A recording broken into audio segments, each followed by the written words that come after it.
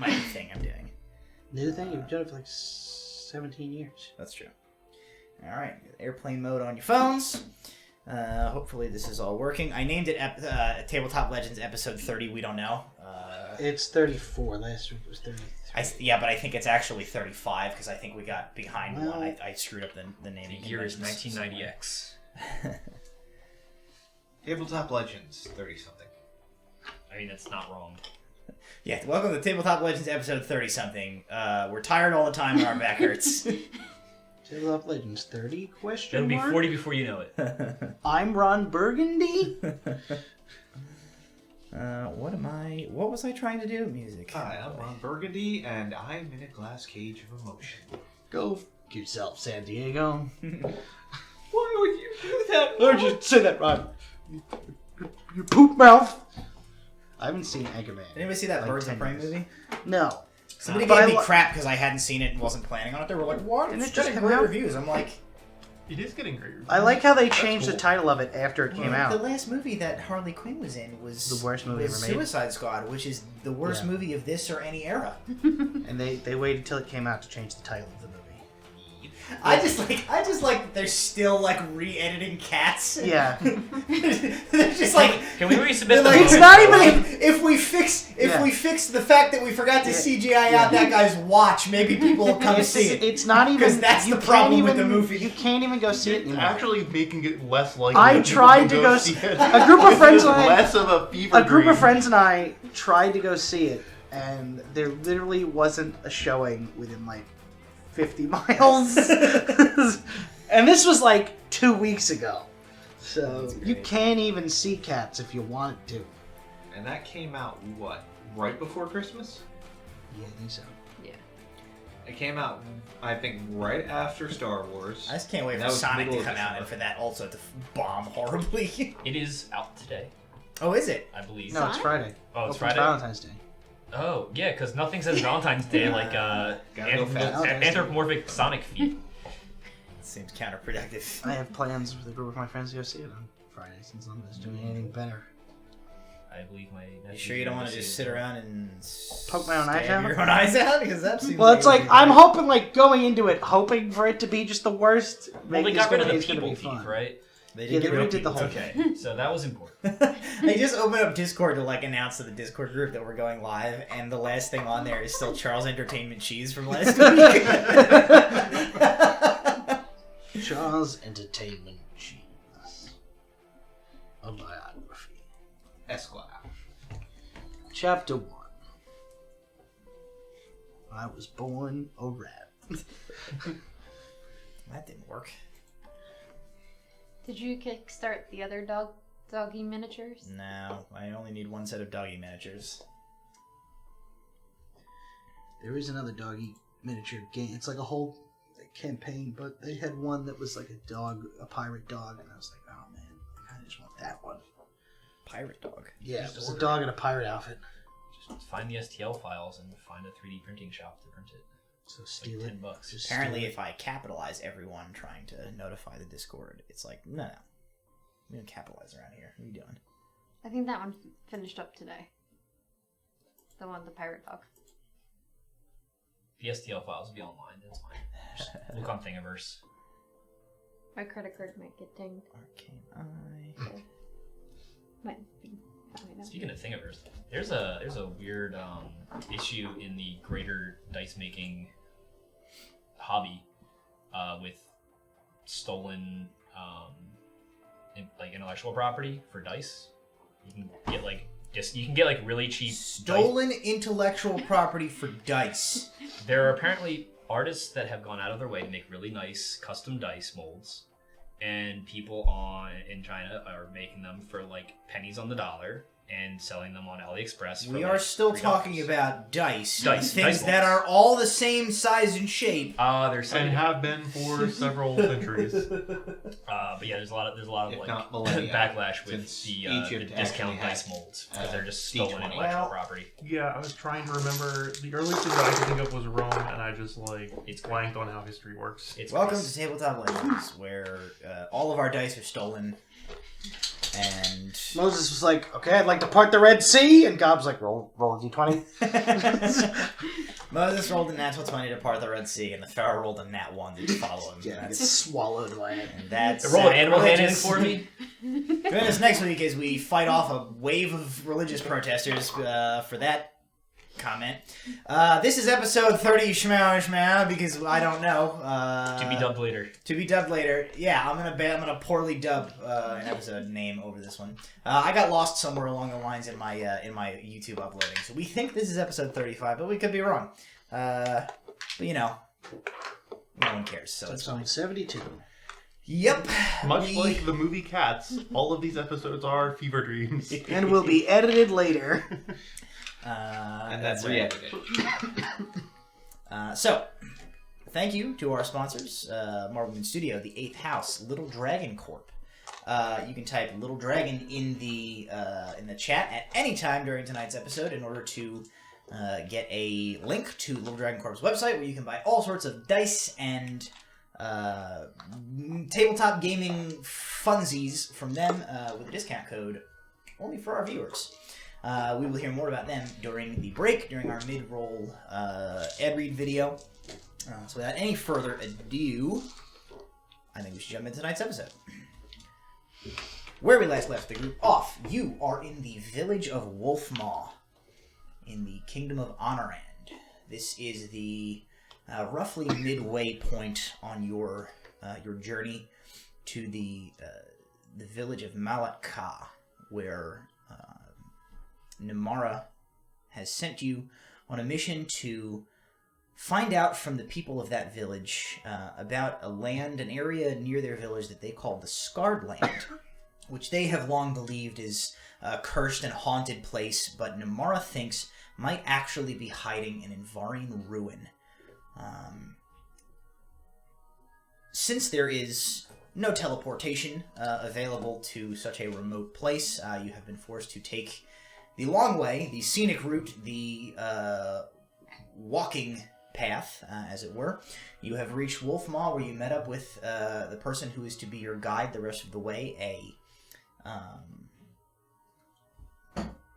Tabaxi. There you go, thank you. Tabaxi by the name of Feather on the Wind.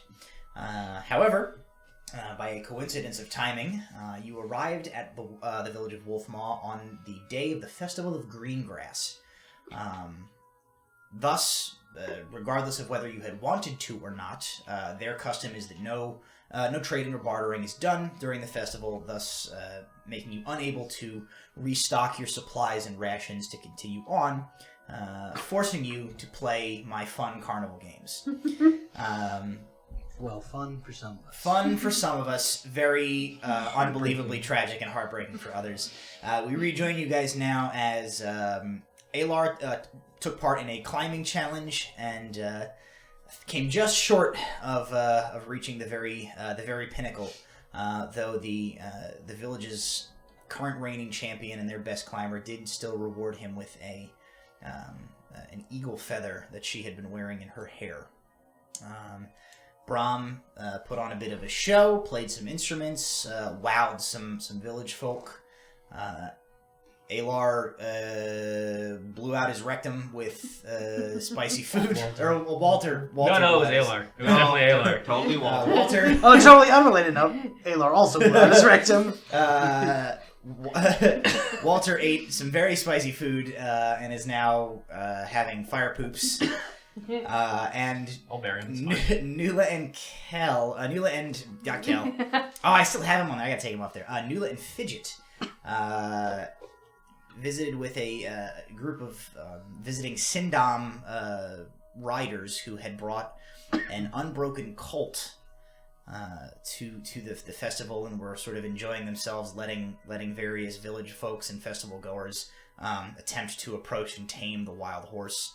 Nula, making an attempt, unfortunately was unsuccessful, managing to get herself kicked in the process, and then in what some are calling the upset of the century, Fijit the Trash Goblin successfully tamed a Sindam Akalteke colt, which is now, by their laws, his horse. So they gave it to him along with we may have cut off before we got to this part. They also provide they provide a full set of like saddle and tack and everything. They do not have the appropriate size. No, probably not. We'll say over the next the remainder before you guys leave, one of the Sindom riders is like violently shortening the straps on the stirrups to like raise them all the way up to the bottom of the saddle. They'll do what they can to modify so that you can still ride.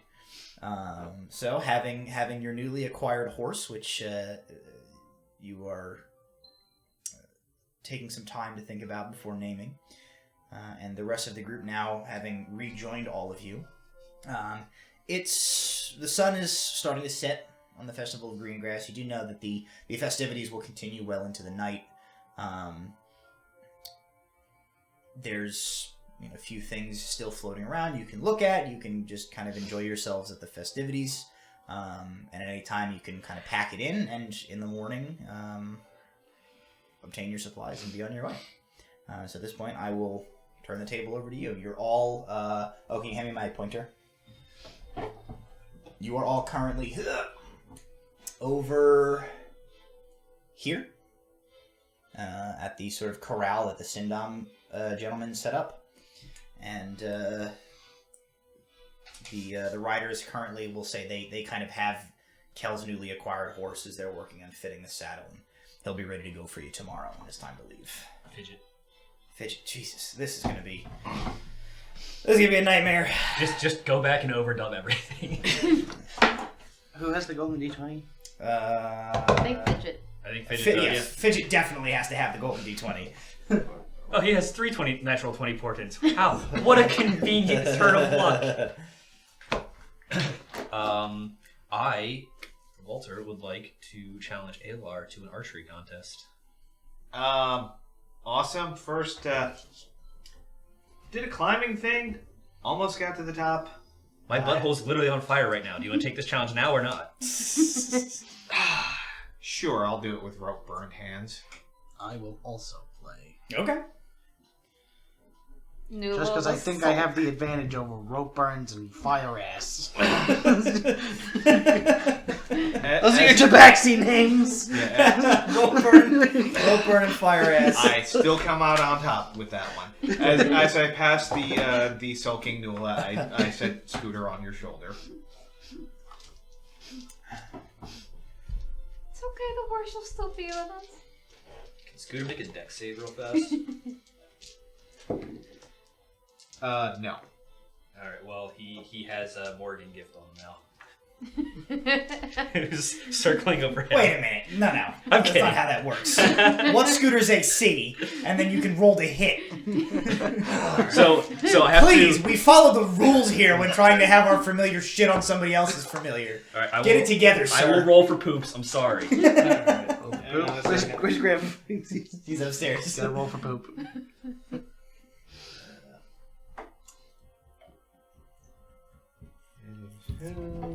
Extras. Okay. Alright, that is an 11 to hit. 11. 11. Unless pooping is a strength-based attack. No, I'm gonna solidly call it a dexterity-based activity. It's an 11. Are we sure Okay. it's not a constitution-based Miss. activity? Mark is 13.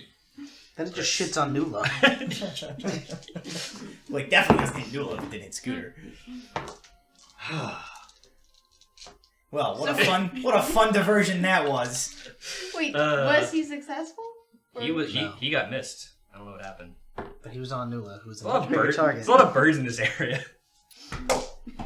I've lost control of this. So you guys just do what you want at this point.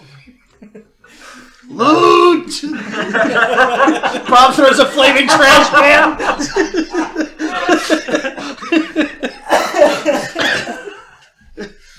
So, you guys had seen that over here in the center, kind of in the center region, there had been some archery targets set up, and a group of festival attendees were taking turns firing arrows at some targets.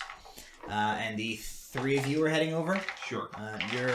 You're moping. I'm gonna watch. You're going to watch. Are you coming too, or are you moping? I will come and watch. All right. She Also comes. mope. She's moping. But she's also coming with you. Well, I like this. Moping first. Watching second.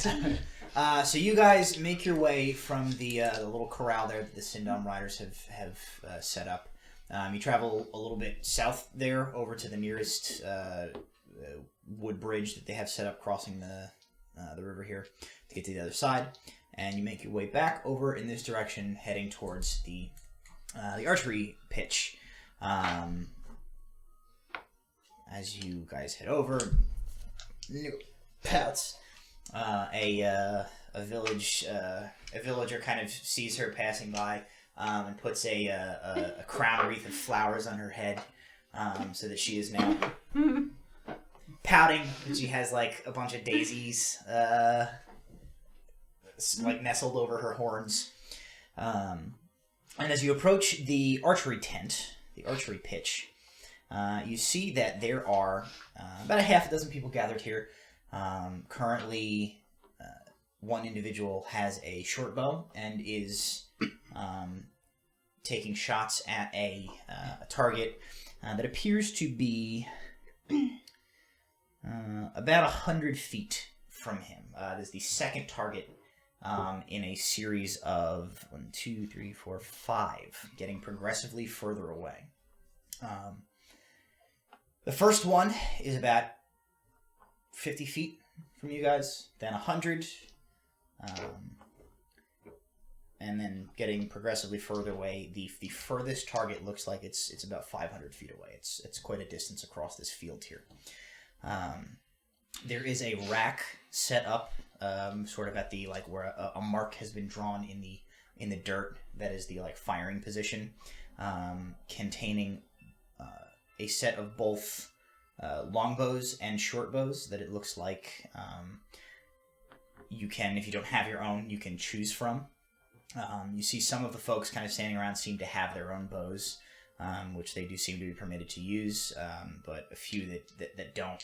You see kind of looking over the loner bows in case they don't have theirs. After a couple of minutes, the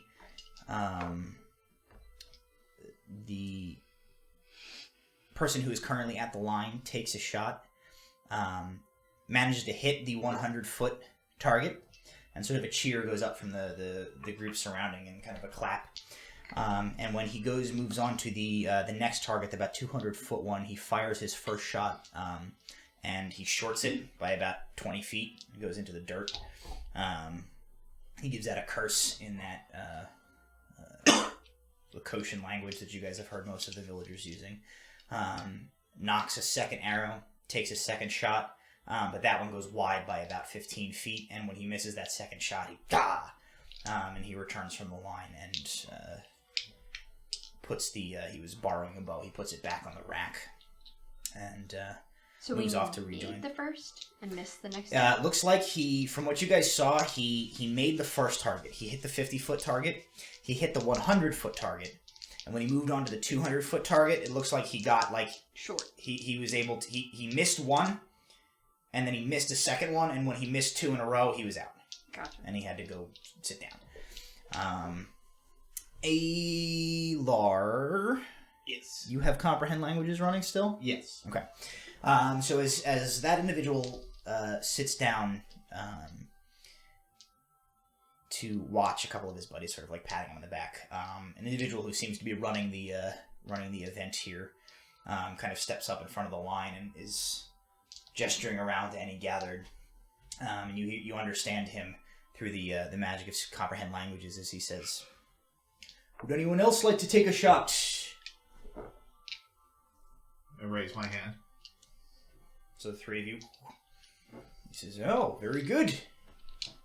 Gestures. Break out my short bow. But two of us don't understand it, right? You sort of Figured it out. from context clues, you see Alar raise his hand, and so you guys follow suit, and then he goes this is a pretty universal come over here sign. So he brings you over. He continues in Lakoshan. Mhm. As far as he can tell, like you guys understand him. And he begins to explain. He says, "Oh, the rules are simple. There are 5 targets set up, progressively farther away. You need to shoot at them in order." He says, "If you miss 2 shots on any target, you are eliminated and you're no longer allowed to participate."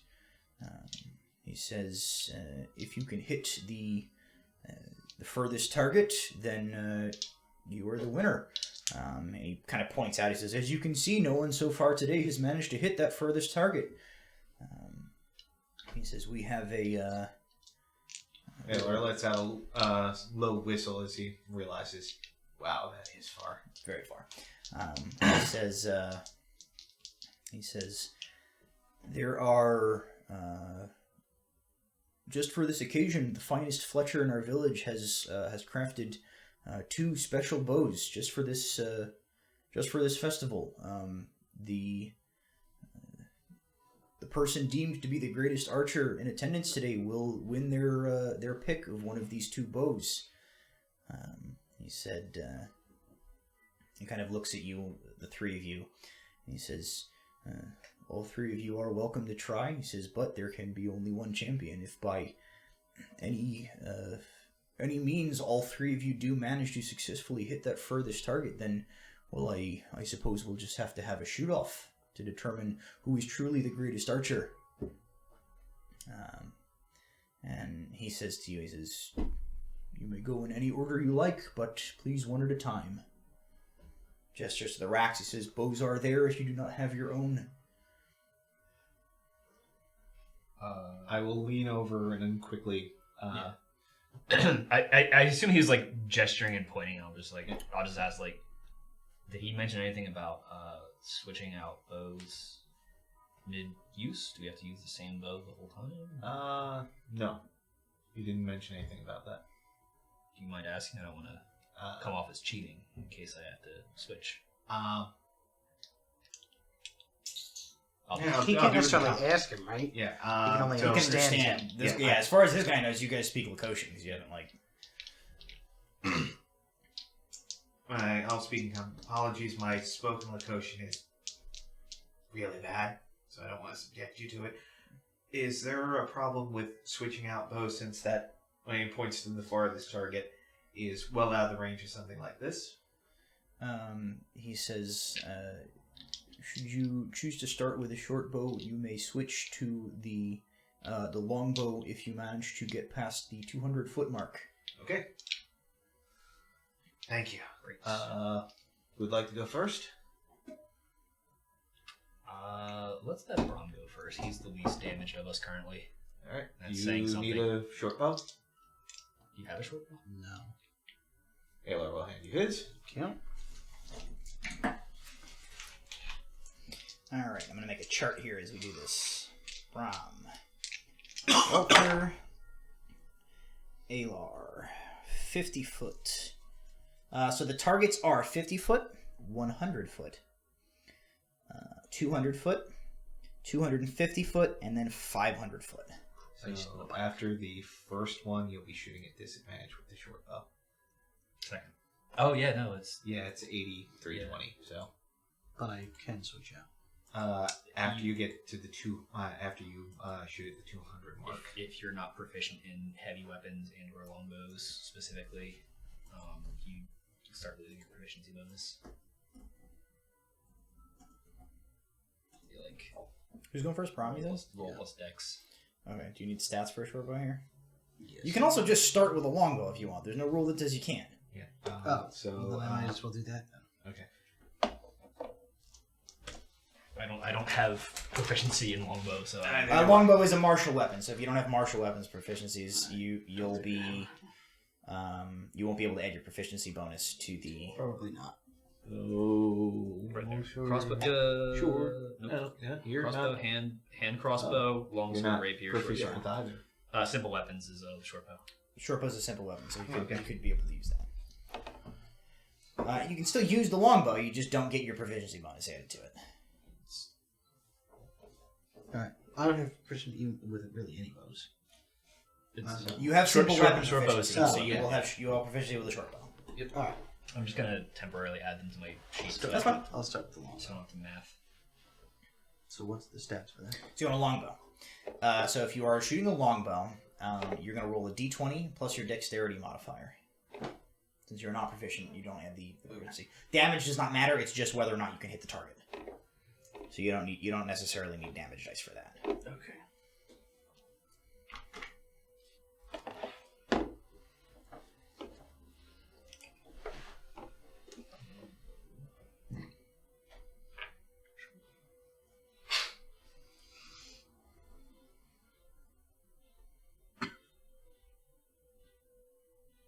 Whenever you're ready. Oh. Just waiting. Well, already not off to a great start. How'd you do with the 50 foot? That would be a 5. Just enough. Really? Yes.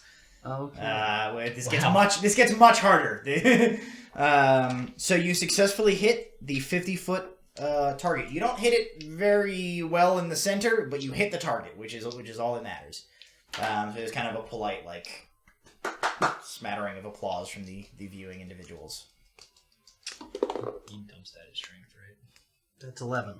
So you step up and you then readjust your aim with the longbow, firing for the second target, and you let the arrow fly, and it strikes the target.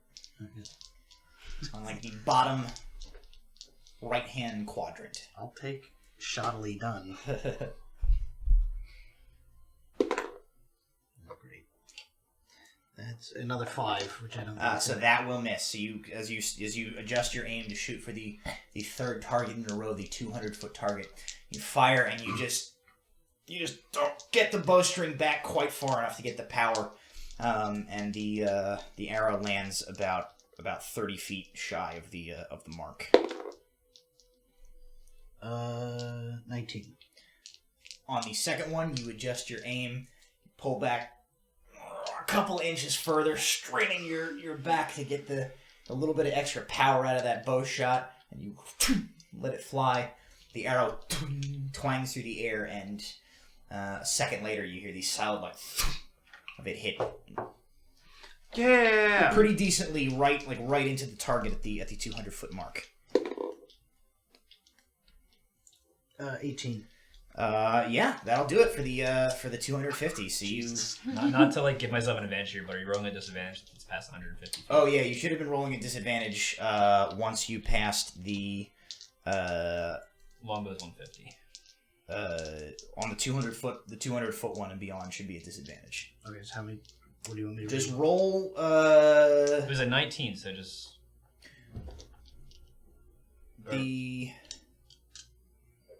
You missed one on the 200-footer, right? And then your second one was a 19.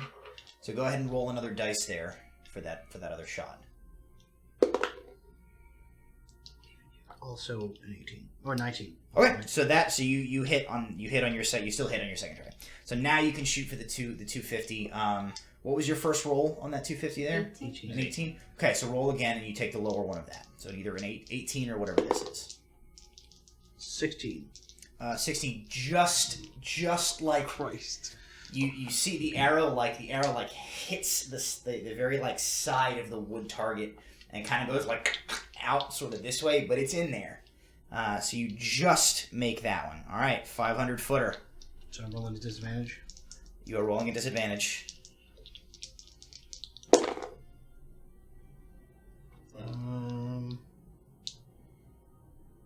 16. No, 16 will not do it. So you strain and you let the bow fly, and you come you only get it about 10-15 feet further than that 250-foot target that you were aiming for. So that is one miss. You have one more attempt at the 500. I believe in you. This is what it should be adding, right? Yeah, Not, just the plus not, two. not the 5. yes, it's you're not Just making proficient, sure. it's the straight dex. Right. Okay, let's go with these two.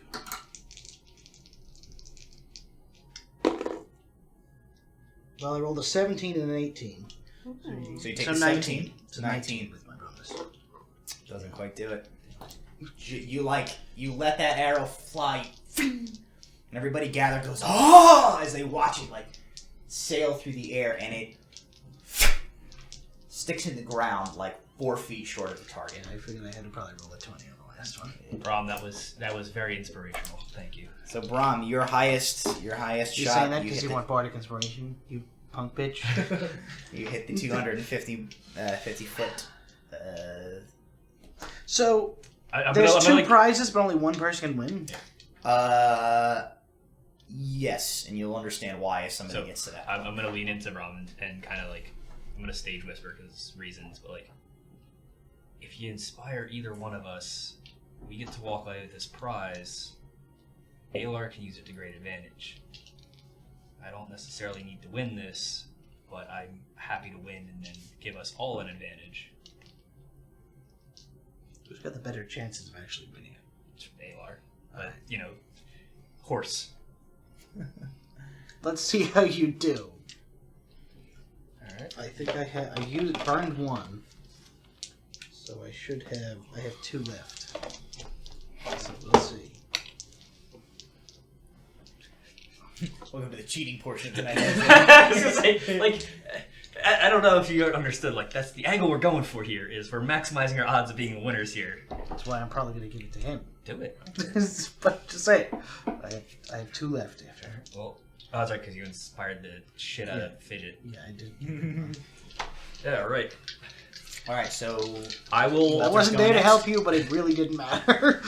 I will. I'm not. I would have a second where I'm about to disguise self as Robin Hood, but I realize he said magic's bad in this town at the moment. Yes, Alar I said yeah, maybe not the magic. dancing lights or minor illusions or minor something. illusion, and they People did not care for that. Yeah. So I No. start and So he molds her. don't do that. No one has told Fidget that. I don't.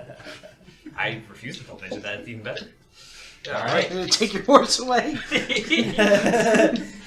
Right. What's for you? 50 foot I target. will start with the short bow, Okay.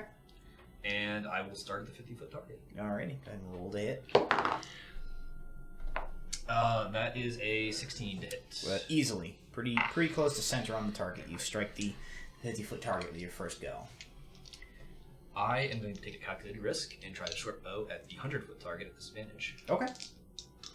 You line up your second shot with the short bow. You let the arrow fly. Damn fool. Fidget, watch out!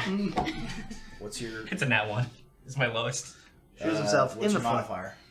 It's 6. It's not going to matter. It's a +6 or it is a 6? The total will be 6. Okay. No, so that is one miss. You basically the arrow slips out of its proper knocked position before you let it go, and it sort of just flops into the ground 8 feet in front of you. And there's sort of a quiet scoff from the. After that, Bob is woo!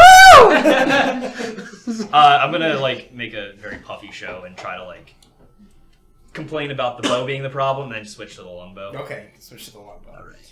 I'll try to yank Or it back. craftsman blames his tools. I'm a craftsman or a bowyer. I take that. I'm like, You find the longbow is harder to draw back than you thought it was going to be, and you're like, that was a 1, right? Oh, that one, yeah. Okay, so Snaps the you bowstring guys into his see eyeball. you guys see Walter step up. He puts the short bow down. This bow is no good. It's crooked. I have to let me get the longbow. He pulls it up and he pulls back and he's like.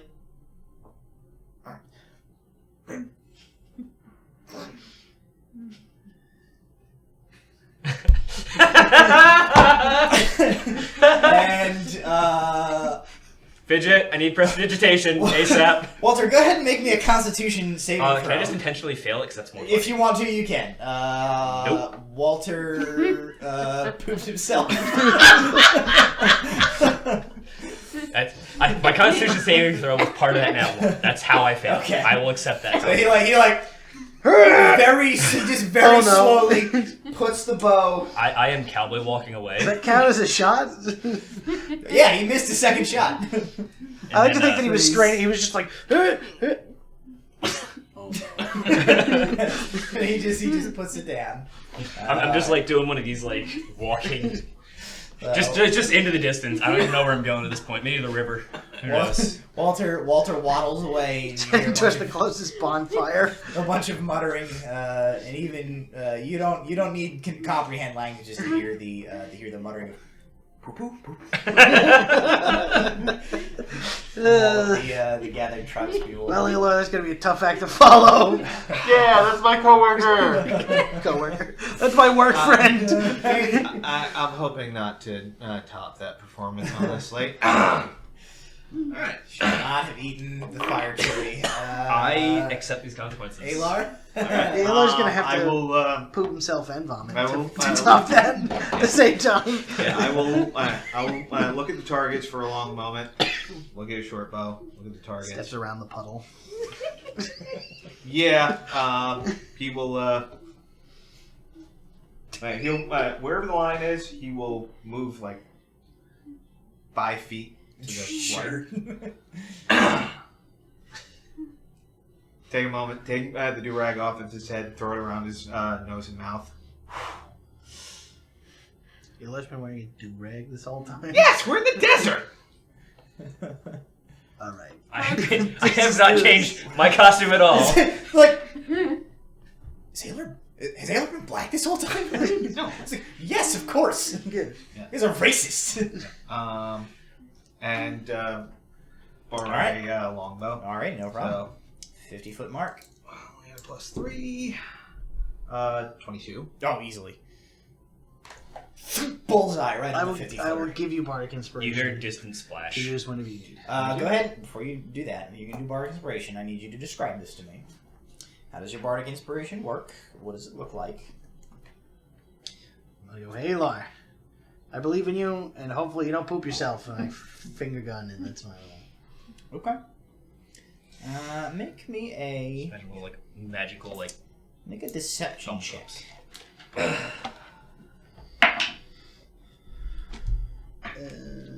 Oh, good. Oh, good. I have expertise in deception.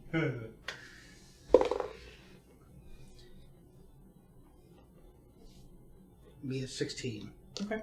So, Alar Brahm kind of gives you a sort of a what seems like an innocuous enough sort of pep talk and finger guns, but you feel like carried on the waves of sound off of his voice, you kind of feel this like tingle spread down the back of your spine to your extremities and give you sort of this like bolster of confidence.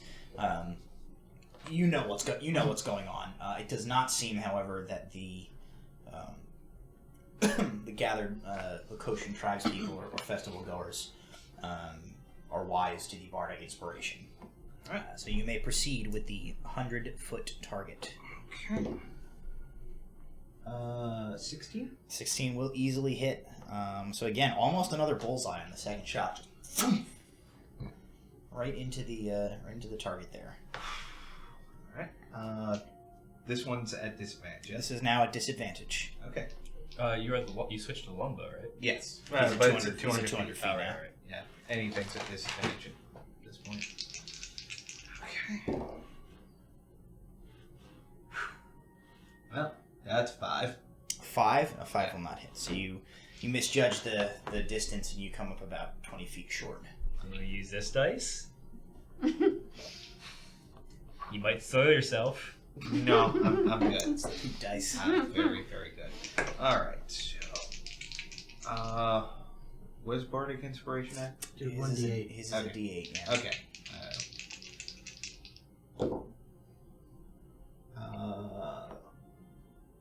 13? 13 will just make it. Okay. So on your second attempt on the 200 foot, you hit the target. The gathered viewers are like, "Yay! All right!" 2 targets down to go. It gets as you step up and like begin to line up your shot. Everybody gets like respectfully quiet. It's like a golf match. They're like ready for you to take your shot. What do you have? When it's dead quiet and one person coughs. Oh, okay. Nula's being a poopy pants today. Well, well, Not as poopy as some. Figurative poopy pants as opposed to a literal poopy pants. Not clean mess. That was Alright. an 8. An 8 will not hit. Okay. So that is one miss. So, second attempt at the 250-foot mark. Let's get to add the bardic. 19. And 19 will hit the mark. dude, Fairly cleanly. Fine. on his second shot. So on the fourth target there, in your second shot, you hit the target. Another cheer goes up as you're now the second person of the day. Just after Brom hit that 250, the village people are like, "Oh yeah!" As soon as Walter hears it go quiet one more time, he's gonna yell, "Does anybody have a sponge? Need help? A little bit." Common, you ass wipe. Unintended.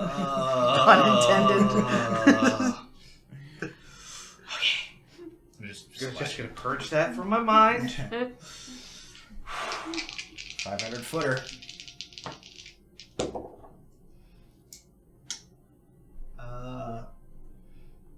Looking for What's the inspiration. D20, D8? No. That's 17. Not quite. So it falls a little bit short. Last attempt. I was gonna say I can try and give me one more. If you wanna. All right. Do you want me to make another deception check? Yes, make another deception check for me. I shouldn't have allowed it because you rolled the dice first. That We'll see how it is a 15. Okay. Yeah. Sadly, it doesn't help. That is only a 15. No, I'm not gonna get it. So on that Yep. on that fifth and final shot, and it comes just a little bit. Brahms was closer, but not quite. Doesn't hit the mark, and it's sort of a collective like Let out a rich dwarven curse, and sketch a short bow to the master of ceremonies and hand back the long bow. He kind of takes it and he gives you a nod of the head. He says, "Unfortunately, you did not hit the furthest target, but that was an impressive display of bowmanship from both you and your friend." Thank you. He looks off in the direction that I'm in the river. that Walter Wild. And he's like, I hope everything is okay with your third companion there. Oh, I'm sure everything will come out fine. It already did. So not like a sacred river by accident. He says, Disrespecting the water supply. there's a few every green grass. There's a few. Whenever Northerners are down to the village for the festival, there's always at least a couple who think they can handle some of our spicier dishes. And well, let's just say he's not the first one in the river.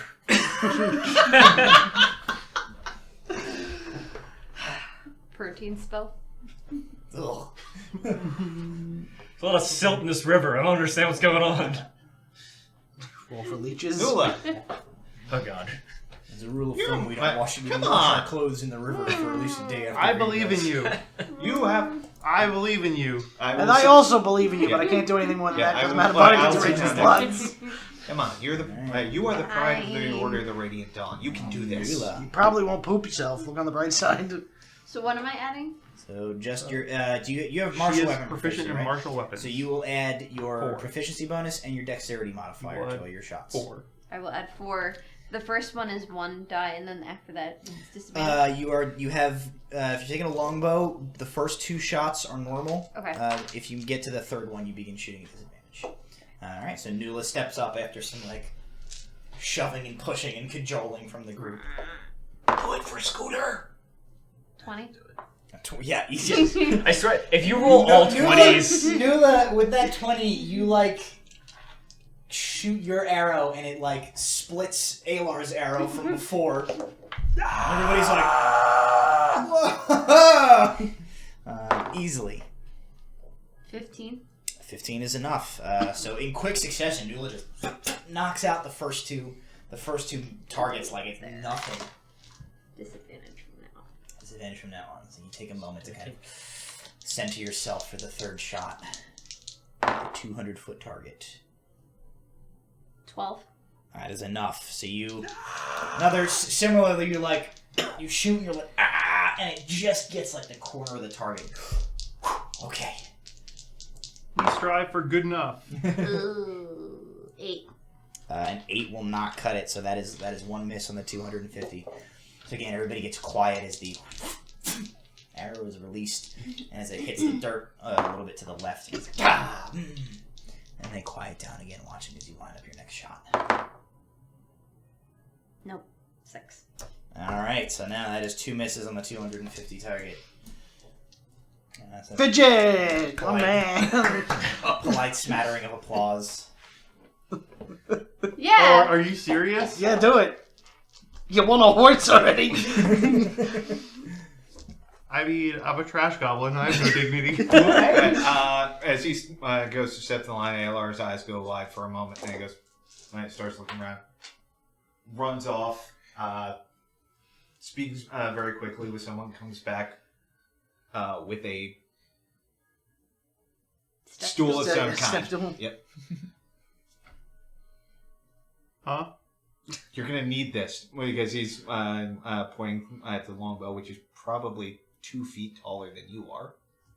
You're pretty sure to use that longbow, you're going to have to hold the arrow with your hands and put the bow in your feet and pull it back like this in order to draw it far enough. I was going to say that I can't possibly use it, but that's way way better. I will let you use it like that.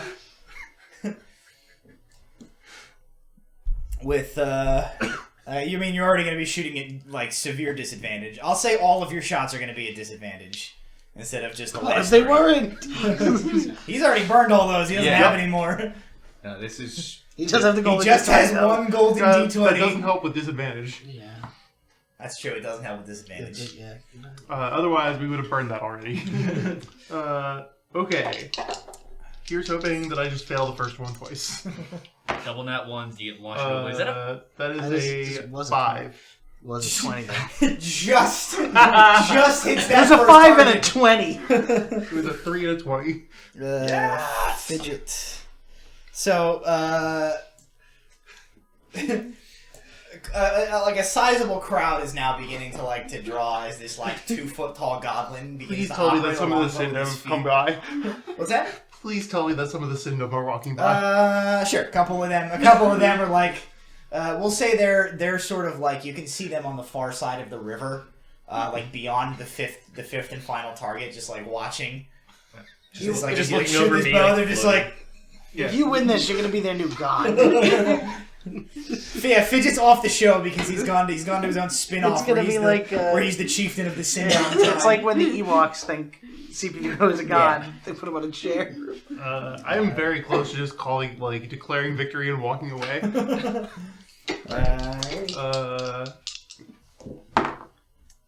7.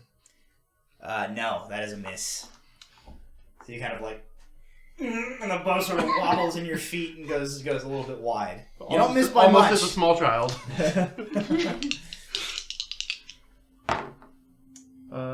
11. That will hit. So on your second go, you manage to hit that second target, and everybody's still kind of like laughing a little bit as this is like kind of preposterous. But every time you hit the target, like everybody's like, yeah! I'm not certain I shouldn't quit while I'm ahead. He wants to stop you from. You lose. You. A mildly Don't. soaked Walter will show up, and it's like, you got this, buddy. 6. No. So that's one miss on the 200-foot target. 16. That'll hit. God damn it. 200 feet. The cheers of amusement are now intermingled with astonishment as they're like, how did he hit a target from 200 foot away with his feet? You're essentially, as you get to this 200, 250, 500, Fidget is essentially having to with his feet in the air, He's having to pull the bowstring like fully up over his He's like head a trash ballista. before he just like lets it go. He's not even looking at where it's aimed. It's like those toddlers with the water balloon launchers. Just have an adult hold it up on either side and just like pull back and hope for the This best. is very similar. 250 feet. 12. No, not enough. But surprisingly close for a no-look 250-foot feet shot. For a 360 no scope. 13. No, he misses on the 250. That 250-footer is taking people out. I made it all the way to the 500. So did Ayla. I got taken out by the burritos. It's night. Well, they got taken out by lunch. I will walk over and remove the bow from your trembling hands. Well done. Well done. You did better than Walter. I'm not there sure and I'm drenched. if that's Like, good for me or embarrassing for him. Both. Yes, both.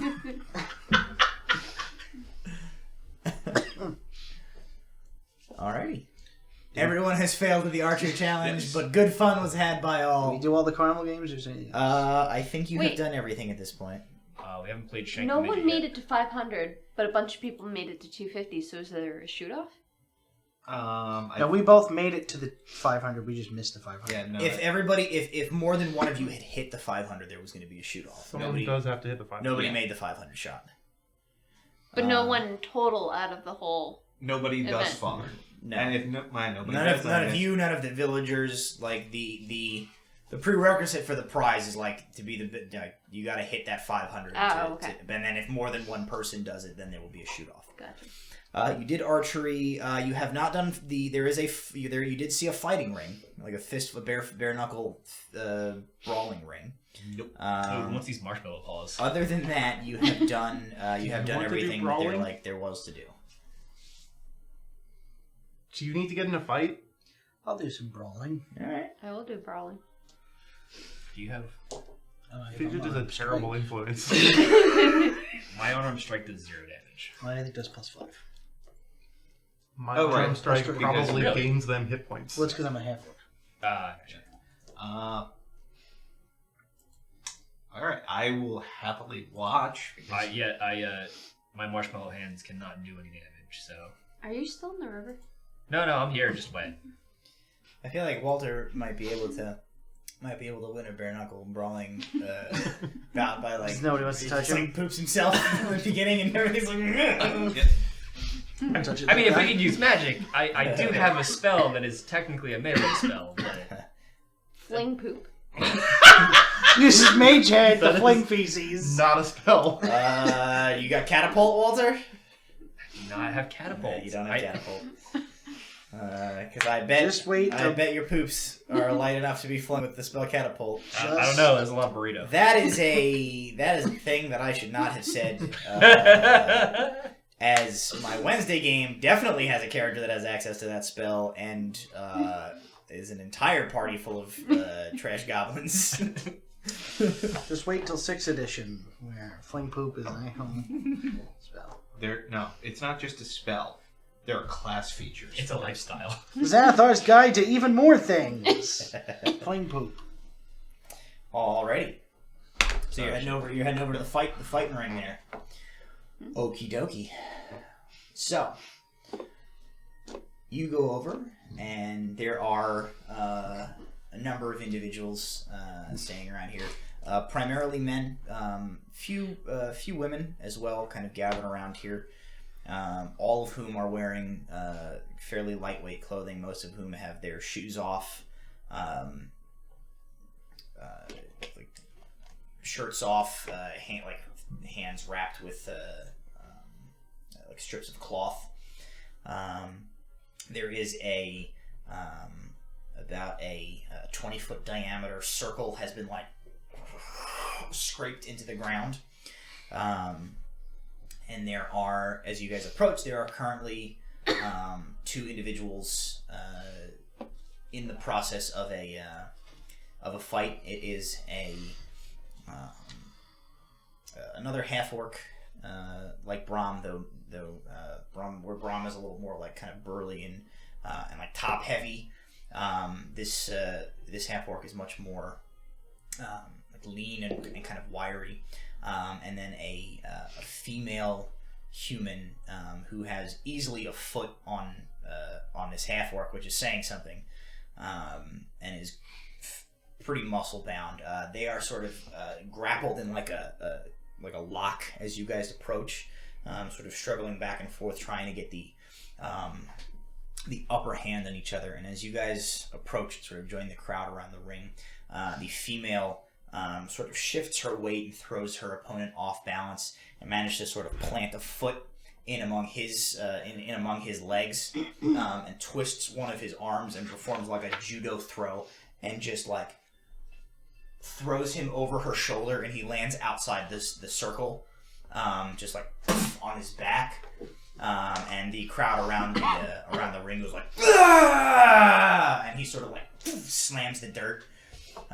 She just throws her hands up like this and like swaggers out of the fighting ring off to the side, where she goes over to looks like a group of her friends. One of them like passes like a horn of ale into her hand, which she slams down. And you guys are there. There is another human man. He's wearing he's fully clothed. He doesn't look like he's fighting. He sort of steps into the ring and begins. You're probably you would probably be like running. Yeah, you're pretty close to like pushing the limits on your comprehend. So you sort of just get the gist that he's like, who wants to join the fight? Who wants to step up and test their mettle against another fighter? And then sort of it kind of like flows back into Lukoshin, as he is pretty sure they're calling for the next challenger. So, Ladies All right. first. So Nula, you're stepping up. Yep. Okay. So you step up. You kind of put yourself into the ring. The sort of ringmaster there looks at you and he says something to you in Lukoshin, which is definitely phrased like a question, but you don't understand it. He shrugs his, and he looks at your clothing. He goes, "You are north. You wish."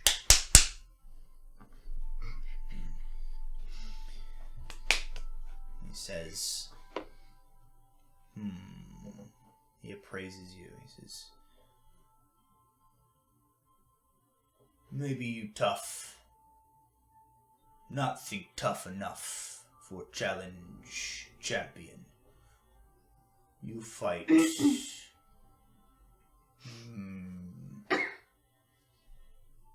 Relka."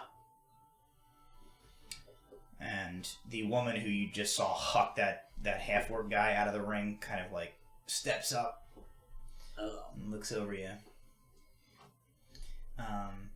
And moves over into the ring. As you guys are sort of watching her step up, you do see over at the sort of the side of the ring, had been kind of obscured from your vision before, but as you sort of move around, and especially Nula, as you step into the center of the ring, you see you kind of do like a double take at first, as you're like, Osrius? You look, it is not Osrius, but it is a Goliath. There is a Goliath who is like sort of sitting cross-legged on the ground about 20 feet away from the ring, just like kind of like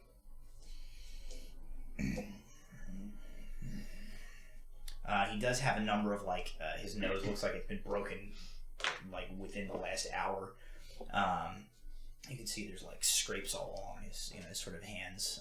Without really being told, you get the impression that like, how he said he didn't think you were tough enough to fight the champion. Like, that's him. The person that he sends up, this Relka, still looks fairly formidable. She steps into the ring, and he gestures to you. He says, "No weapon, no northern metal skin." All the armor. An hour later. I believe it takes you... Magic. I'm good. You have magic. I won't use it. But what if it's allowed? What does It's donning not. the doffing armor take? 5 minutes? 10 minutes? It takes 10 Depends on the minutes. armor, but yeah. She goes, what do you got? Half plate? Chainmail? Ooh, heavy armor, light armor, medium armor. That's No, your what do you- ability. what What What you're wearing. armor your are you items. wearing clad in? I believe it is scale mail. If you Equipment? if you poke your armor class button, AC, the shield dude, yep, it'll tell you what you have equipped and what's giving you. So top I thought you had topmost. chainmail on. Chainmail. Chainmail. Yeah. Why do you think you were in plate? Heavy armor, right? It takes you about 5 minutes to like remove your armor. So you guys, if you guys want to like Oh yeah. converse, you can. In the meantime, that Relka is just like in the ring, like stretching. She's like, she's doing this. She's like, for some reason, she's like, she's sort of like looks like she's sort of trying to psych you out. You need a hexer while there's a lot of crowd going on? Or? No, we're good. Do you want to be invisible? No. That seems very obvious. Yeah, no. No, Fidget. No. I got this. I'm just trying to help. I know, but here, that might not be a good idea. I know you're just trying to help, but stop. I can hit her with lightning. No, Definitely don't do that. Please. Fidget. I appreciate Or it. stay in the corner. You want to fight in the light? I got this. Bram, you thinking of taking on Challenger? Maybe. Looks like cousin of Ozarus. I'm hoping you beat the champion and then I just have to beat you. Oh, you think you can beat me? Yeah. I'm wily. No, I will take that action. I believe in the paladin. You highly underestimate my ability to distract her during a fight. Keep your. I don't know if you've done it on your sheet here, but you are no longer gaining the benefit of armor or your shield when it comes to your AC. Under your equipment, you can just unequip it. Equipment. Chainmail. And shield, probably. Shield. So your AC is 13 or 11. That's a good question. Mine is without. What's your dexterity? Odd. I want to have a mesket. Beyond it, unequipped. Normal AC is just dex plus 10. 10. Alrighty. 15. So your current armor is. My current AC is 14. So yeah, so your AC be 12 unarmored. Okie dokie. So, you step into the ring after having doffed your armor, and the ringleader there says a bunch of stuff pretty quickly in Lakoshan to Relka, and then says something. It says to you, switches back to common, and he says, "Fight continue until." One, no continue, or out of ring. No weapon, no armor, no northern trickery. Got it. That means specifically magic? Probably. So not- Probably means magic. Hit him with the southern trickery. So not regular trickery. You can fight dirty. Yeah, certainly. All right, so go ahead and roll me an initiative, and she will do one as well. 14. Alrighty. So you guys, you back away, he shouts out a word in Lakoshan and kind of like does this with his hand, and Relka begins to circle you. And after a few moments, the first initiative is yours. All right. Do what you will. Kick her in the dick. That's it. I will charge at her Alrighty. Do what? and attempt to pin her to the ground. Okay. So go ahead and make a strength-based attack roll. It's just your normal attack. The top one. Or these. Unless you have tavern roll. Grappler. 11? Because it's plus that. Right? Yes. We didn't ask what the prize was. Or is it You didn't unarmed ask what the strike? prize was. Unarmed. It's basically an unarmed strike. Alright, then that would be a 14. 14 to hit? Yep. That'll do it. So you rush up and you manage to you kind of and it brings it to her turn. So as you're sort of hanging on to her, trying to drive her to the ground, she just is going to bring up a knee. And that is a 16 to hit. Yep. Okay. You are going to take 4 points of bludgeoning damage as she just knees you in right in the ribs as you're hanging on to her. And you're kind of in close, and she's sort of yeah. And then that's her turn. So you got her grappled. You're holding on to her. She has just brought a knee up and driven into your side there. What are you doing? Can I... So she's hunched over me, I'm assuming? So it's sort of you've got her kind of like this. Okay. And so she's kind of in turn got a hand on your shoulder and a hand on your your side here, holding you off of her, and she sort of just went Can I try to use the momentum from her kicking up to side swipe and have her roll? You want to judo throw her, kind of like what she did to the other guy? Yeah. Make a dexterity based attack roll. Nat 20. Woo! It's a 21. 21. So you she drives her leg up into you, and as she's sort of up on one foot, you pull one of your arms free from where you're holding her, and you get it under her, the back behind her knee, and you just poof, and slam her onto the ground. Go ahead and roll a d4 as you throw her down to see how much damage she takes. 2. Okay, so she takes 2 points of damage, hits the ground, and you hear her ugh, as the wind goes out of her. So she is currently prone. And she is going to... She hits the ground. That is a 16.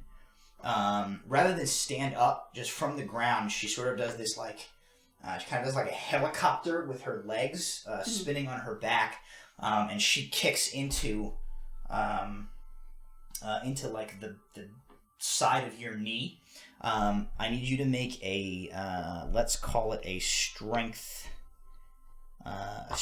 check, a strength saving throw to see if you can stand your feet. You are going to take 2 points of bludgeoning damage. That's 11 plus 9, so 20. Okay, so you don't get knocked down. You do take 2 additional points of bludgeoning damage as your knee sort of crumples to the side, and she sort of finishes this move. And she's still down on the ground, but she's now sort of in a Spider-Man pose. She's got her feet under her and one hand on the ground, and the other fist is ready for your next move as you're sort of standing above her. Go ahead, it's your turn. Can I just jump and try to elbow her? Yeah, you can. So that's a strength-based attack. So that's the unarmed strike again? Yeah, these are all unarmed strikes for you. That's 13 plus 7, so 20. Definitely hits. So Nula, people's elbow comes down. Go ahead and roll your damage for that. Another 4. I don't think you roll damage for For the sake of this, so that we don't do this 1 point of damage at a time, I guess just let her roll. She Hers does is 5 at a time. She does 5 at a time. 5 at a time. Okay. So that's... so your first 2 should have been a 5. Right? Yes. Okay. Well, she was throwing for that one. Right. That's a strike. Yeah. Okay, so she's... Alrighty. Okie dokie. D4 would be helpful for my marshmallow hands. So.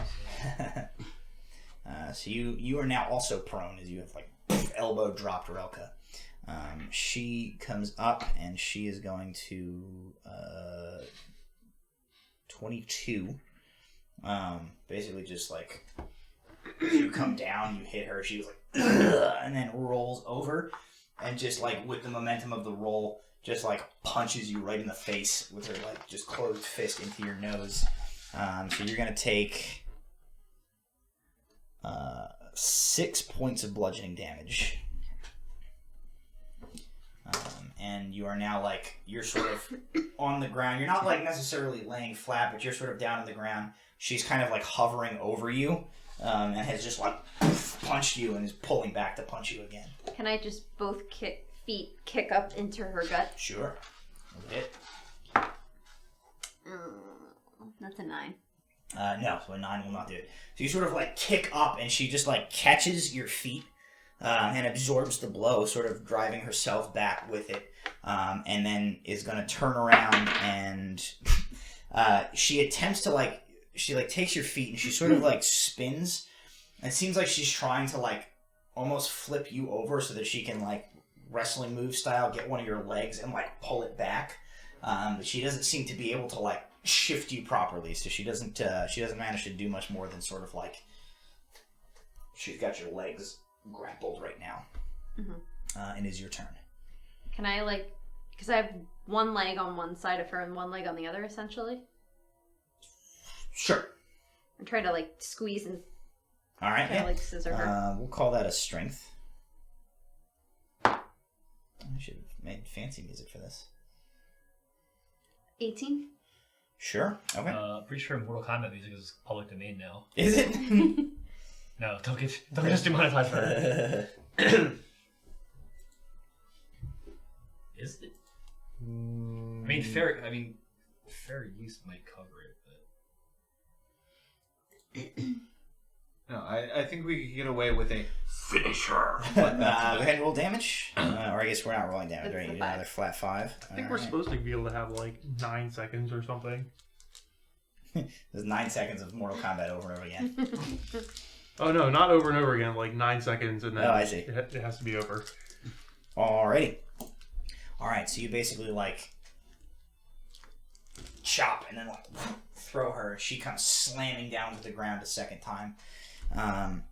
She rolls sideways and just once again she just comes in and just like same spot, just punches you in the nose again.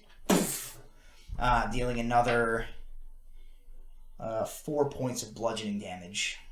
Okay. And sort of once again, you still have your legs are kind of like hooked around her middle, but she's now got you. You're like sort of your back is to the ground. She's still over you, just like in like pummeling position.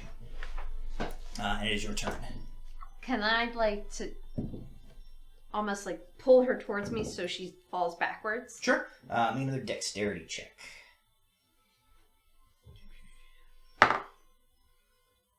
8. So you sort of like you perform like a power crunch and you try and pull your legs in to knock her off balance, but she just like widens her stance and sort of wobbles but stays on her feet, and then crits you as she like comes back and then like throws like a wild haymaker with a second fist, dealing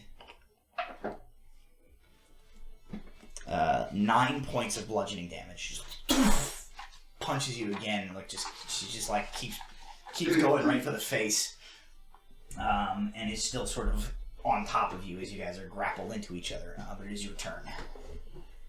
Am I able to punch her? Yeah. Okay. I'm just gonna full out punch her. It's like the whole Sort of point. surprised it took you this long to throw a punch.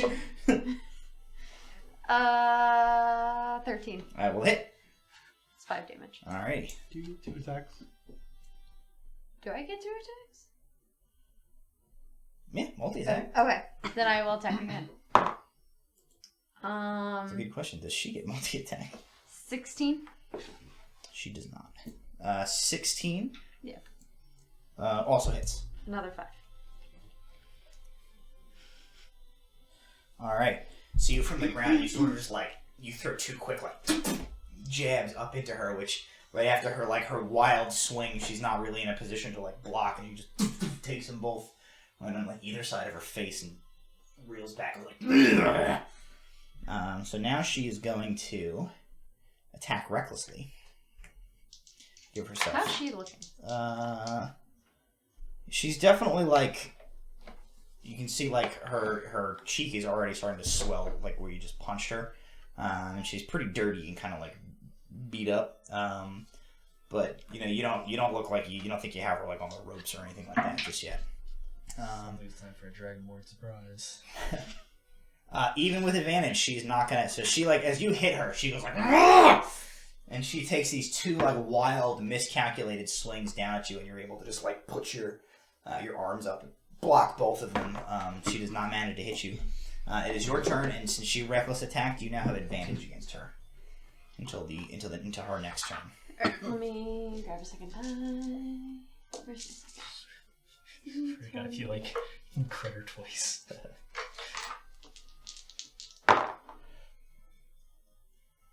20. Oh yeah. Yep. So that's first attack, 25 Okay. damage. Second attack is 21. Both of those hit. Yep. And both 5 damage. Alrighty. So you like at this point you sort of like still from the ground. You sort of like she's reeled back from the first couple of hits. She swings wildly, and you put like 2 shots right to the body. And she sort of like staggers a little bit away from you. You do still have her like by your legs. So I don't know, like if you get the feeling like if you were to let her go, she's probably gonna like fall back unless you where you can keep her like kind of locked in with you. Okay. On her turn, she is going to attack you again. This time she's going to attempt to like break free of your legs, and like let's see how she does. She crits again. So she kind of like slides her stance and breaks the grip of your legs, and then lifts up one of her feet and just like stomps you right in the stomach, dealing 8 points of bludgeoning damage to you. She stomps down on you. She's going to use her movement to try and back up from you a little bit. She's going to take about 5 feet back.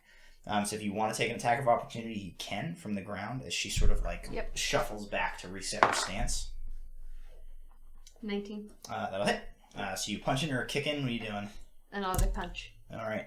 Another So she sort of like stomps, begins to back up, and you kind of like roll to your feet and throw like a midriff level punch as you're still kind of down on your knees. And punch her right in her kidneys. But steps back, so you guys are now like you're still in melee with each other, but you're the sort of the ground fight has ended as you both get back up. Alrighty. So she's starting to like you can see she's starting to like and it is your turn actually. Alright, I will attack. It's a 19 plus 7. Yup. So that's 5 damage. And it's 17. That also hits. Another 5 damage. Alrighty. So you kind of close in with her and you give her another quick like jab. And she begins taking more of like a defensive stance. She's gonna throw like a calculated sort of like undercut jab at you. She is not going to connect. You sort of like you quickly just like body block.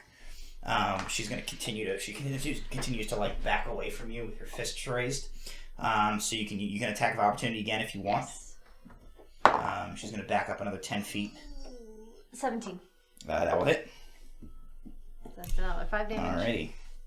So you catch her again as she backs up. She grimaces, but she backs up about another 10 feet from you, putting about 5 feet of space between the two of you as she like gathers her wits and resets herself with her fists raised. And it is your turn. Alright. Can I attack her from here? No, you have to get closer to her. Or I would like to move closer and attack. All right, so you take a 5-foot step forward, and you can attack. With both attacks still? Yeah. Yep. 17 plus 7. Yep, that hits. That's 5 damage, and 18 plus 7. Also hits. Alrighty.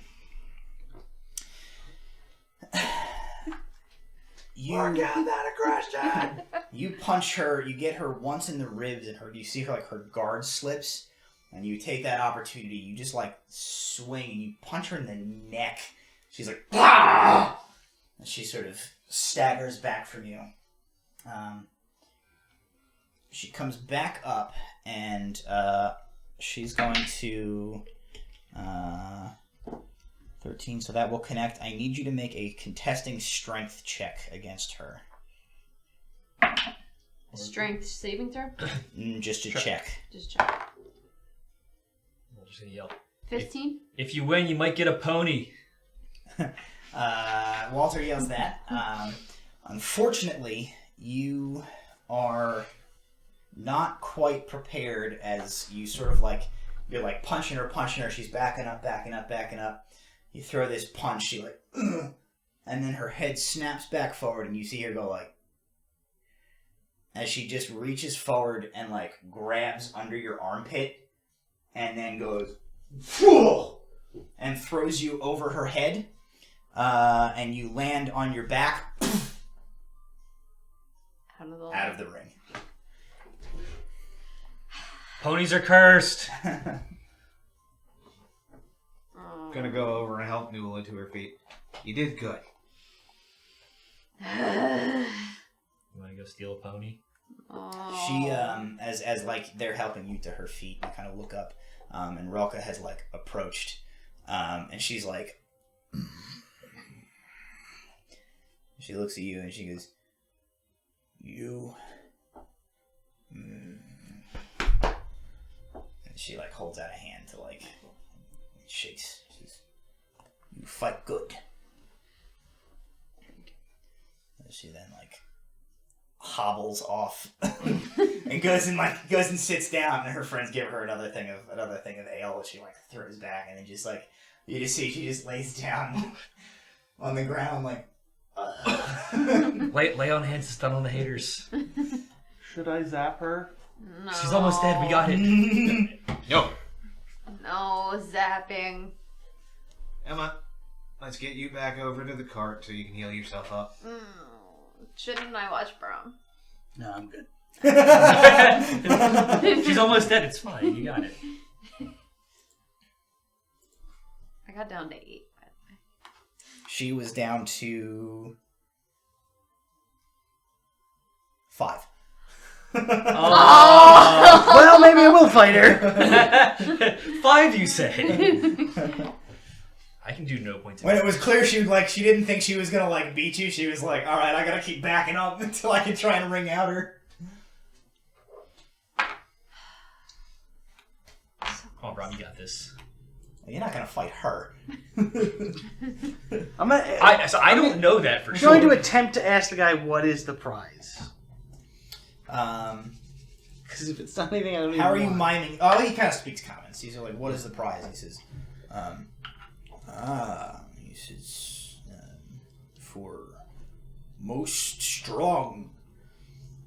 He goes over to there's sort of a little, like one of these little rounded huts that they have here, nearby to this, and he brings out like a wicker case. He opens it up and he takes out a helmet that is it appears to be made of like hardened leather and formed around maybe metal on the inside, I'm not sure, but it has a pair of like vicious looking ram's horns attached to the side of it. It is pretty cool. It's pretty cool. I'll call you Tim. He says, village shaman craft special for green grass. Strength like ram. And the from the kind of like the corner that you see the Goliath is like, Just looking at that helmet, he's like, my helmet, bitch. Alright.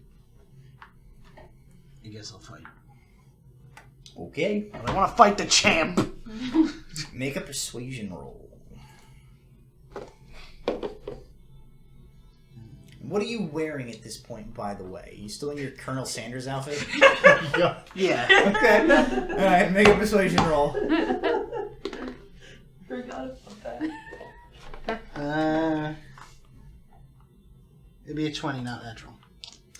The ringleader is like, you, friend, look tougher than you. She not even beat Rilka. You think, and then there's like, his hand goes onto his shoulder, he's like, and looming above him, like 7.5 feet tall, is the Goliath, and he's just looking at you, and he goes, I fight. He's like, muscles need stretch. Break a small man face, good exercise. And he just like walks into the ring. Turns around. Okay. And he waits. Healing word is ready. Can we go place bets? I mean, is anybody not going to put money on the Goliath? Because Fair. I don't think these people have any coin between them. Alright, so he's in the ring, he's waiting for you. I will tear off my shirt. Sure. This has become, this was mentioned briefly, but this is a plot relevant thing that's just happened as Brahm has taken off his shirt. What does the bare-chested Brahm look like? Heart-shaped pasties? What? Oh, no. No, Doesn't you- he have all the scars on Yeah, his what back? about yeah? Jacked up Yeah. from scarring. I'm trying to craft a beautiful narrative here. Help me out. I was just very confused. Narrate your shit, dog. Wolf. So I take take off my shirt, and Brahm is quite hairy, Okay. but also very there's long, old gashes in his back, and quite a lot of them. As you step into the ring, the Goliath kind of like looks over your scarred torso and goes,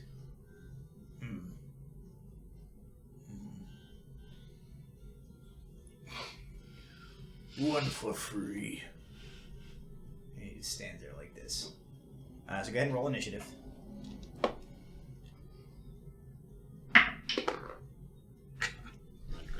If you convince him to close his eyes, I'll just blast him in the face 10. for you. Okay, so that's not quite enough. He will go You first. can do that, I'll but- lightning bolt him. He'll go first, but he's actually like giving up his. He just stands there. He's one for free. And he just stands there, like, go ahead, I'll give you one.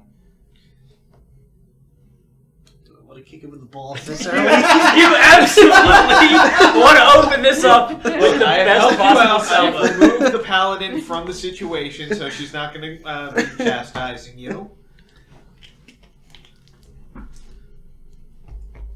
I'm gonna kick him in the balls this early. Go for it.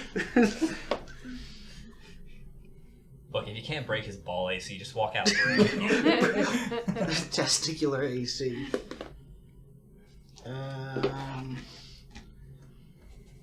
That's 13. Okay, and what is your flat damage for your dealie? So it's 1 plus whatever your strength modifier is. He's half orc, so he's got like weird Right. weird You need to unarmed. like roll or whatever.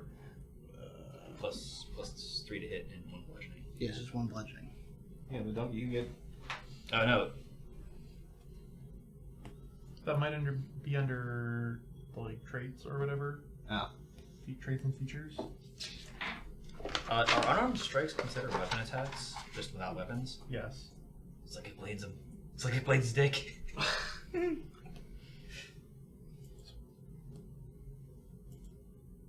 I guess. Oh, here we go.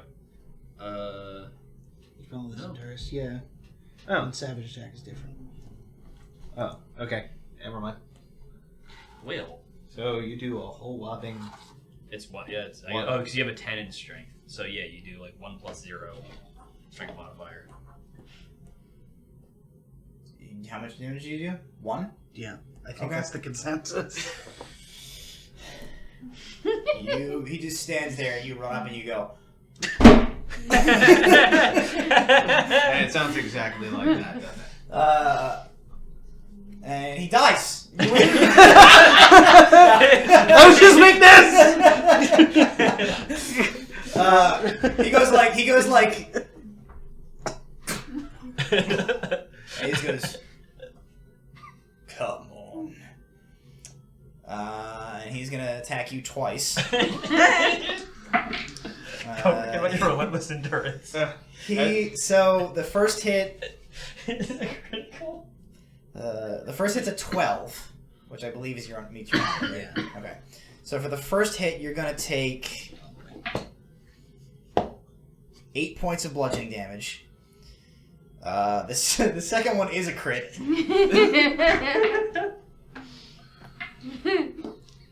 Well, I had a plan. I may not get to use it. You take 11 points of bludgeoning damage as he winds up and kicks you in the balls.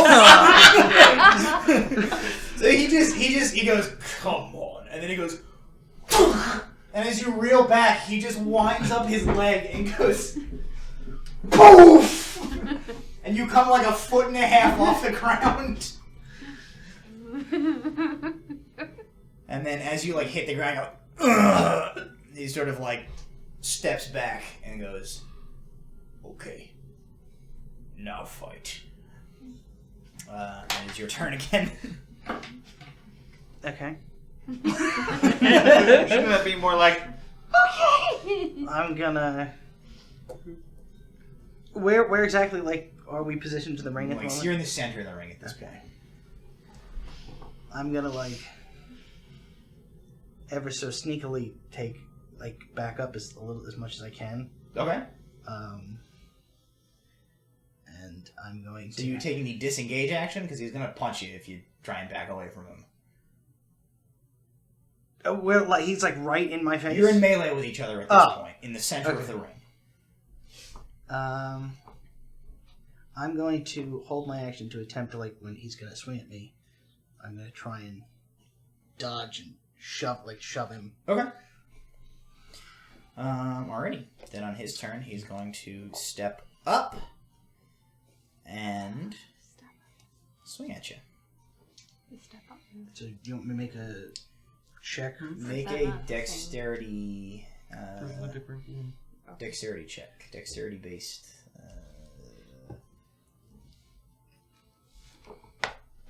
Dealio. Be a 23. Okay. So he steps up and he throws a punch. So he's going to get this first punch off at least, which will hit. So you're going to take 6 points of bludgeoning damage as he like thunk, punches you, but you sort of like roll with it so that his arm kind of continues past you, and then you grab like that and use all of your might to like huck him. So you guys are gonna make contesting strength checks. So I'm gonna go. Yeah! What is your strength modifier? 0. Okay. a 20, So with the 20, that is still enough. So you are able to throw him. I want to say Huck him out of the ring into the next You're 10. not going to be able to get him out of the ring from here.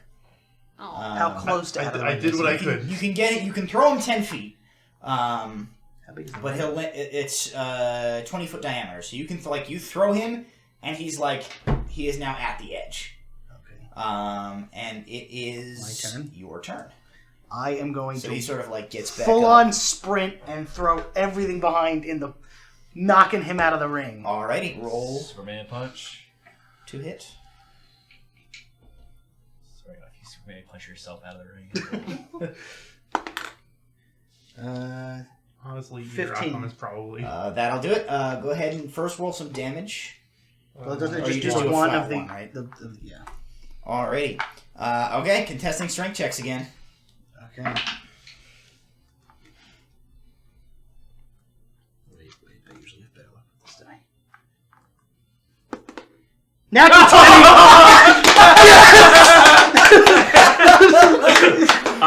It would only be better if he rolled a 21 with his modifier. With his modifier, he rolled a 19. Oh Yes!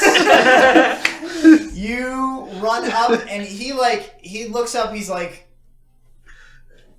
"Really?" And for a moment, he seems to waver between do I punch him or do I just sidestep? And that half second of hesitation is all you need for you to run up and be like, "Ah!" Bam! Push you. And he doesn't it's so anticlimactic because he doesn't go flying. He just goes he goes like. So this is how it goes. This is how it goes from Brom's perspective. It's bam, pause. Give me that helmet. He goes.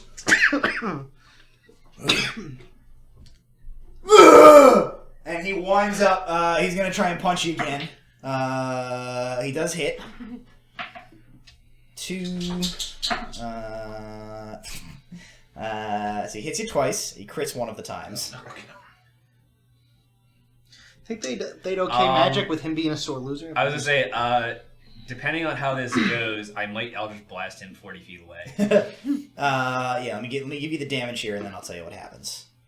So from his first punch, you take 7 points of bludgeoning damage. Okay. And from the second one, you take 12 more points of bludgeoning damage. If you went to 0, you have some endurance. Great, I'm at 8. So he friggin' stomps your head. He just steps forward. He goes, "Yeah, puny cheat!" I didn't cheat. It was the rules. And at this point, 30 dudes from around the ring have all got up and have taken 3 steps towards you guys. And he goes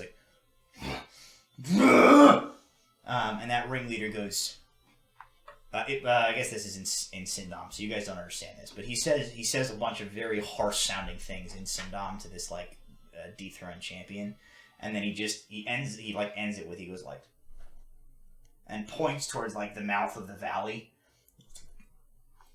and the dethroned champion goes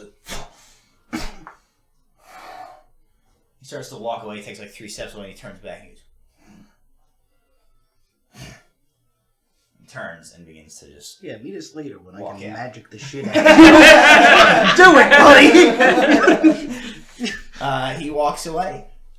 And the ringleader kind of walks over. He brings that wicker basket and he says, "That was dishonorable of him." He opens the basket. He says, "In a battle, it is not merely sheer muscle, but the wit of the fighter that proves the true champion. And that today was you." So he takes that helmet out and he holds it out to you. I take it. I said, "I will wear it with honor." I put it on. I turn to the crowd and I go, "Ah!" And they go, "Ah!" From most of the way back to the cart. And It's then just the next challenger that steps up to dethrone Brahm takes it back, and No, we leave immediately. Okay, bye. Thanks. all right. So I you will have make won him invisible. you have won the Ram's helmet. Well, that's not how I thought that was going to go at all. You have won the helmet of the Ram. I will give you some stats on that. It is in fact a magic item, so I will give you that information in a Do you have minute. a negative strength modifier? me? Yeah. No, it's a 10. No. Do you have a negative strength modifier? Yep. You want to do a fun fight in the middle? Because we literally cannot do any damage to each other. You gonna poop yourself again? I might. Depends. So- if he crits me for 0 damage, I don't know what's be- gonna happen. What's the magic is all I use my hands. This is boring. So we will fade to black on our break as Fijit and Walter reenact a Punch and Judy. Just slap fight. Fear of the Smalls, me like a little trash goblin. Alrighty, so Brahm has claimed the helmet, the prize for the fighting ring, and we'll be back in about 5-10 minutes after we give everybody a chance to use the bathroom, get their drinks. Thank you guys. There's been a bunch of Mortal Kombat references in chat. So thank you. If you joined us tonight, please stick around. We'll be back in just a couple of minutes with the remainder of tonight's episode. And we're back. Thank you for sticking with us over the break. We have returned with full glasses of water and empty bladders.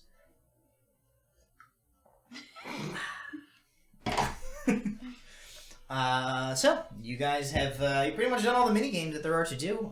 It is evening time at the festival, and there is not much to do at this point except for the group of you to carouse and eat and drink and be merry and wait until you can gather supplies in the morning to head off the rest of the way to Malatka Village. So in that spirit, it's time for Tabletop Legends Eat Weird Foods! Yeah! Spicy burritos, yeah. For those of you who are joining us, as we continue to roleplay for the next few minutes of these guys kind of hanging around their camp and chatting in character and everything like that, we're going to be passing around some weird... we have what is it? Your food is from where? Scandinavia. We got some Scandinavian food, and you guys got a box of something Specifically Denmark, I should Philippines. from the Philippines. So we have some... we like to do this thing on Tabletop Legends where we get foods from various places around the world, and then we eat them. And being a bunch of uncultured garbage Americans, our palates typically can't handle the things that we eat. Brahm will cast Cure Wounds on himself at the 3rd level. Sure he will. And now I have 28. Alright, you are Instead of sterile, 8. though. So. Yeah. Probably from getting kicked in the balls, not from the spell. No, not from the spell. the testicular kick that you just took. Alright, so you guys can start, passing around foods or whatever, and then my vision for this here is that, we'll spend some time munching on foods here, and you guys can just, do some role play as your characters at camp tonight. Let me get some of that spunk from my mouth. That's the worst reason. And cancelled. There we go. Big thank you to my friend Jacob for providing us these. They look like kidney beans. They are kidney beans. They're rat kidneys.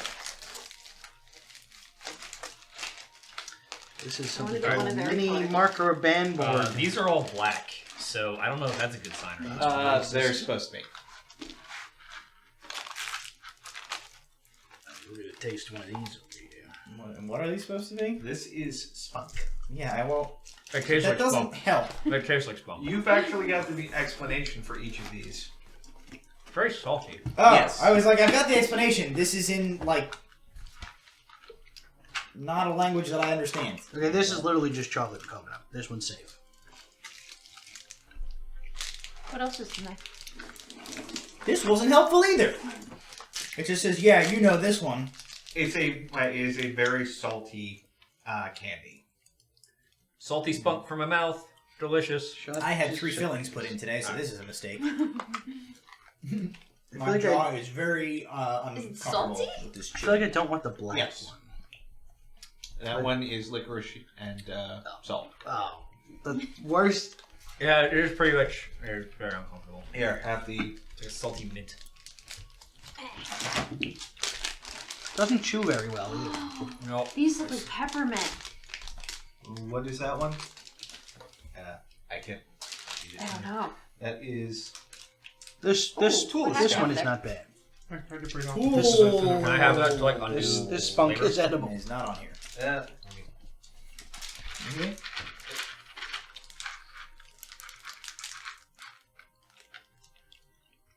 What else we got in this weirdo box? Christmas, I bet it's this. Ah, yeah. Here you go. Oh, it starts with J. Christmas foam.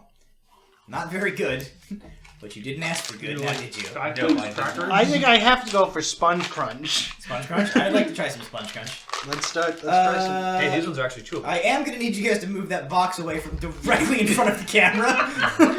It's fine. This is Lagerman... What is There's a Sponge dried Crunch. bacon? Sponge Crunch. Sponge Crunch. Crunch.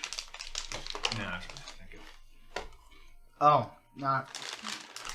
Oh, Not as I good chose as I was correctly. expecting. Tastes like those wafer cookies. Yes, but crappier. Yeah, but crappier. Kind of like chocolate and dog It's food. not the worst. No, it's undoing the flavor of the black ones. As you guys are... It's called Prima Toast. Okay. As you guys are, you spend some time gathering a bunch of confectionaries and treats from the various Can I stall try We earned it. throughout Christmas. I want that blue too. That blue throughout the sugar village colored here, one. and you return to where Feather in the Wind has been posted up with Henrietta and your cart. And you guys kind of settle down to start eating your foods and. Make sure to offer Feather some. Alright, so the Prima Toast is just like a buttery bread piece with sugar on it. Sugared toast. Sugar toast. After a mouthful of confectionery that you gave her, Feather in the Wind says, I take it you enjoyed yourselves at the festival today. Yes. I want a sweet helmet. Oh, this was harder than I was expecting. Doesn't chew very well.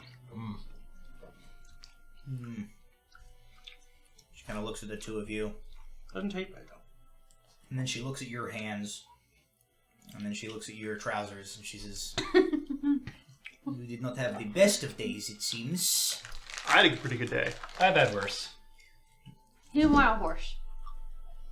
You want a horse? Where is the horse? I wish to see it. It's with the Sindom. You want one of the Sindam horse? Yeah. I like you much more than I did this morning. But also, more importantly, But that is too small for your head. Tell me more of this horse.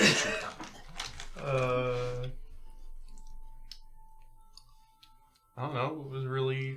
It didn't like people. Coconut things. Really? Put up Like with me? imps. I feel this deep in my bones. I also, too, do not like people. You don't say. Horses are majestic creatures, do you not think?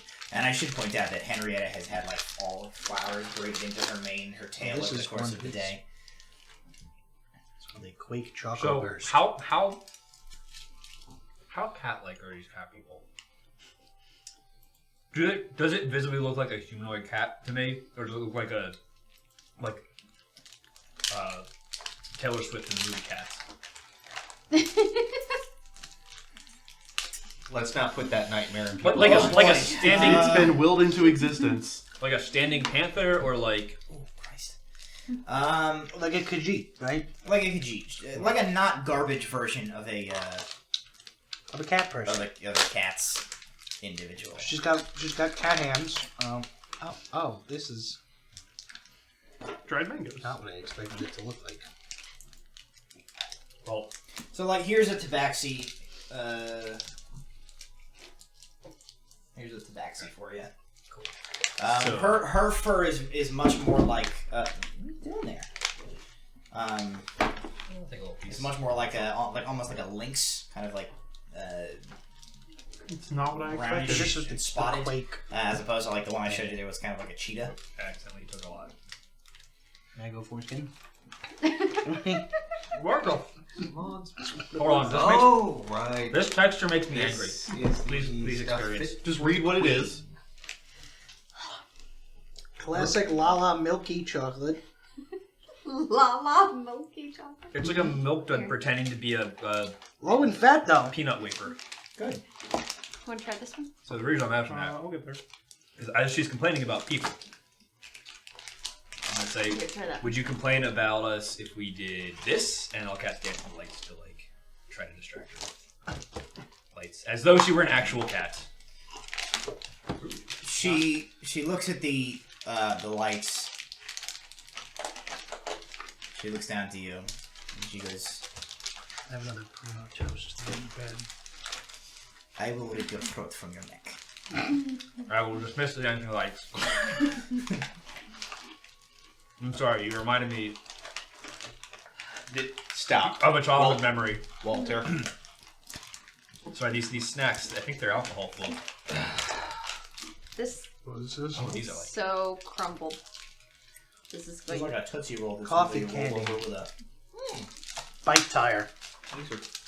This is quite good. Something like that. This Mine is some sort definitely of, has a funny taste to it. It's this is a coffee butthole, as you can. I mean, look at it. What else? A traditional Lagosian delicacy. Oh, it's hard. I wasn't expecting it to be hard. I thought it was a gummy. so it's a It's hard a coffee. it's a butthole. coffee Werther's. Why would you chew it? And you just went for it anyway. It's definitely coffee flavored. Ah. Well, Well, this one was fine. If someone wants to try a crumb. I like how there's just like an explosion of snacks. There was we've the made a explosion mess. of stacks should be cleaned up at this point, as number one we are doing a lot of crinkling into microphone, and try some of these rock stuff. also it is time to get a move on with the episode. Well, So many a snack later, many a while away the hour of the night, the dancing and music continues on to the night in the village. You guys do manage to get some rest. Walter probably less so than the others, as your digestive system takes the better part of the night to simmer down. Not because there's occasionally like a cat in my room just like staring at me for a couple hours, then like No, more because you're forcefully ejecting everything you've ever eaten out of your bag. Can I like Everything you have ever Can I eaten. prop myself up at like a 30-degree angle so like I just can sleep laying down? Let it all roll downhill. Disgusting. Well, The morning comes. Far away from the party. Fidget definitely, reluctantly, goes to Feather on the Wind. Okay. I need you to teach me everything about horses. Because I am bonded with a horse and I don't know what that means. The Sindan have particular traditions around their steeds. This, I think, probably for you just means the horse is yours. You have ownership of it. What do horses eat? She takes you over to the cart and she's like, have you not been traveling with this horse for many days to come down here and watching your companion Fijit this here? She shows you the feed bags of oats and grains and things that you were feeding as well. She's like, and also, and she points, and Henriette is 10 feet from you, sort of grazing on some grass. She's like,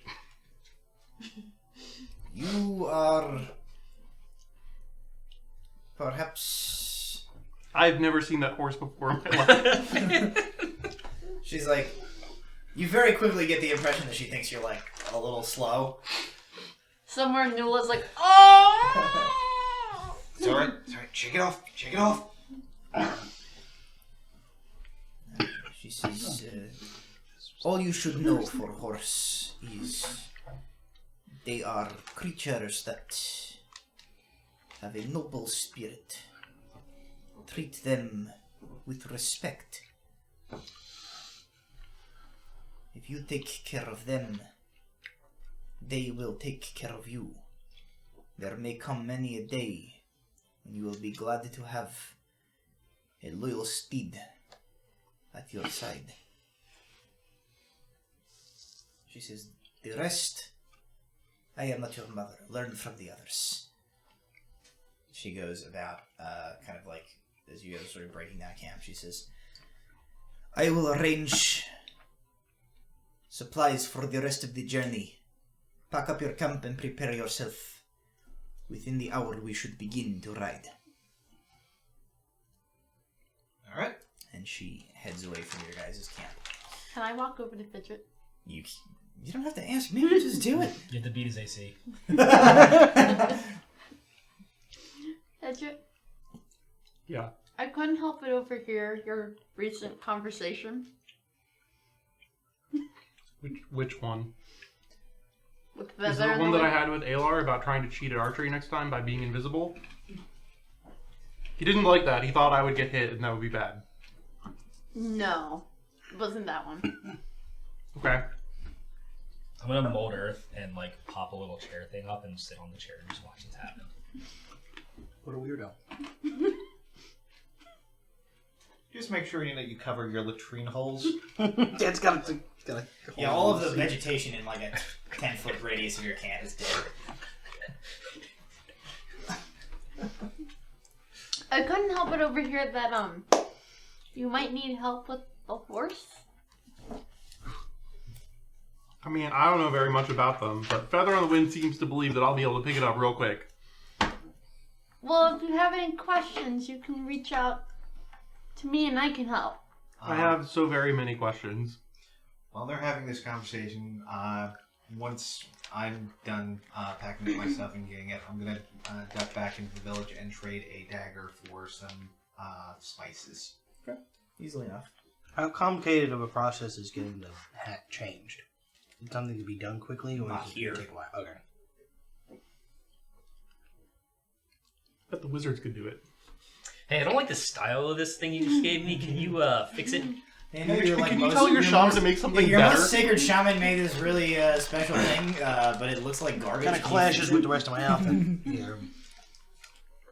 It's too much to ask for plaid. Does it come in black? You guys done talking about horses? I was waiting. Can I help with the horse? Please. I don't know. What qualifications do you have? Give me references. Well, I've been taking care of this horse. I've seen you do nothing to help this horse. Do you actually say that? Yeah.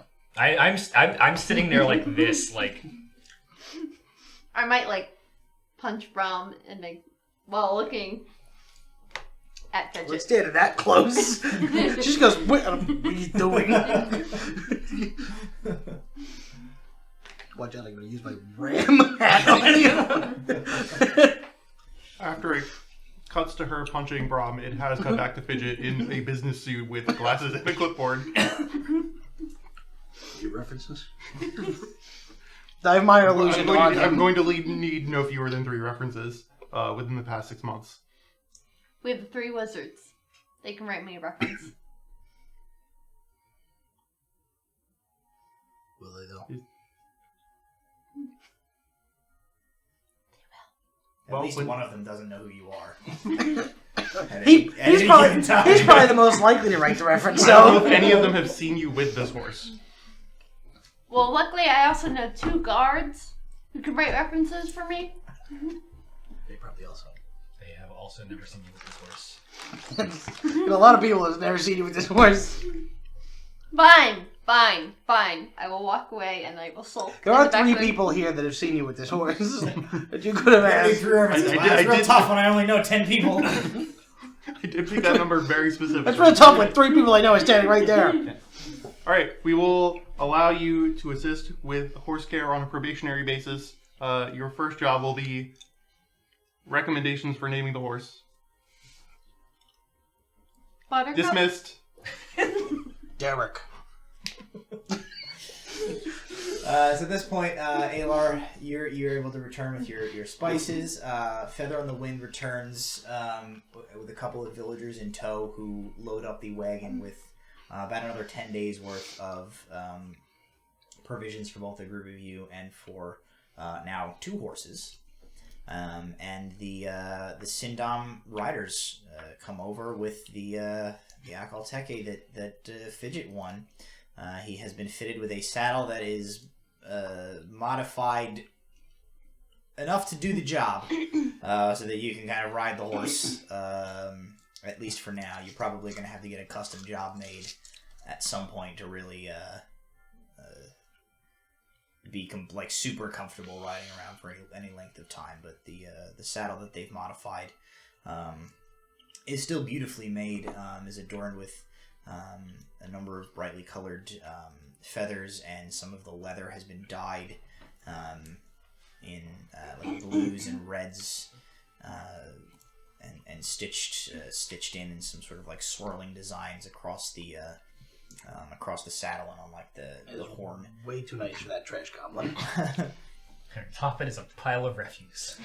And they bring they lead the cult over, which is still sort of like looking imperiously around, but it does at least allow, it has allowed itself to be brought over here. And Fijit, when it comes over and it kind of like, you see it like sees you, sort of like its ears, which had been kind of like slightly flattened to its head, sort of like relax a little bit and sort of perk back up, and the tail stops swishing quite so aggressively, and it sort of settles down a little bit. And they bring them over, and one of them hands the reins to you and says, "There you are. He will serve you well, and you will be a good partner for him, I think." I will do my best. He like sort of reaches down and kind of gives you a pat on the shoulder of one big hand. He says, "It is strange for one of the small folk like you to bond with a horse, but the Sindam know that when the horse chooses a rider, the horse is never wrong. You will do well, my small friend. This I know." He sort of steps back, and as the group of them sort of go to take their leave, he says, "Have you decided what he shall be called?" Nula. Nula. Is good name for a horse. Take care, friends. Take care, Nula the horse. And they walk away. There it is. Nula the boy horse. Nula the Boars. Spelled with only one A, like a sane person, though. No, with no A. Well, there's No, an A at oh, the yeah, end. yeah. At the end. Yeah, I gotcha. There is a K at the front, though. Canula. All right, with that, you guys have everything you need to make your begin your journey whenever you're ready.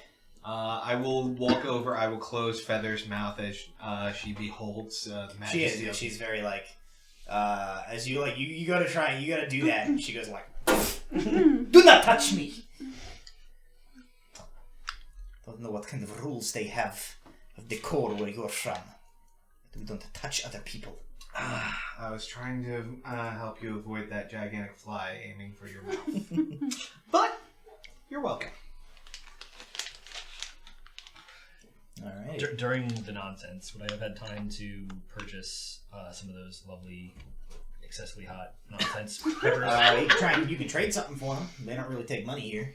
What do you want to give them? I got extra daggers. I'll give them some daggers. I'll take a dagger for some noms. I will happily take as many of the nonsense hot spices as I can. You get a handful of, we'll say you trade a dagger for 5 of those. And as you're like, as you're like walking away after completing your trade, they're definitely like miming you pooping your pants at the archery range yesterday. Like laughing. This is a special tool that'll help us later. I have also asked Nula what kind of snacks horses like, and tried to trade some of the... You asked the horse what Are kind you of asking Nula chicken the she horse likes? or Nula the Yeah, which dragonborn? both of them. Okay. I am somewhat perplexed when Nula the horse does not respond. Nula the horse goes,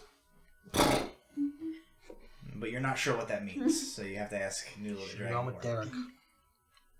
You don't have to keep that as the name, by the way. I'm not forcing It's that on already you happened, guys. sir. You can't It's been change- established. It's bad luck to change Yes, somebody's and- name. Canon. that was one of the 2 names I was considering. Fidget Jr. Big fidget. FJ, Fidget Jr. Oh, FJ. I'm going to try to trade some of the clothes that I have not yet turned into scrap that we stole from that guy who kidnapped Tabitha Delker. So took his For like disguise stuff. vegetables and stuff. For whatever Carrots and apples and whatever things. Nula the Paladin tells me Sure. horses like. Yeah, we'll say you're able to What a add sugar. a sack of like carrots and apples and oat cakes and things like that to your guys' inventory of stuff, in exchange for the cloth from those various garments. Yes, sugar cube in each hand, one for Nula and one for Nula. Oh, our sugar intake's gonna double. But only Horses double. love sugar. But only double.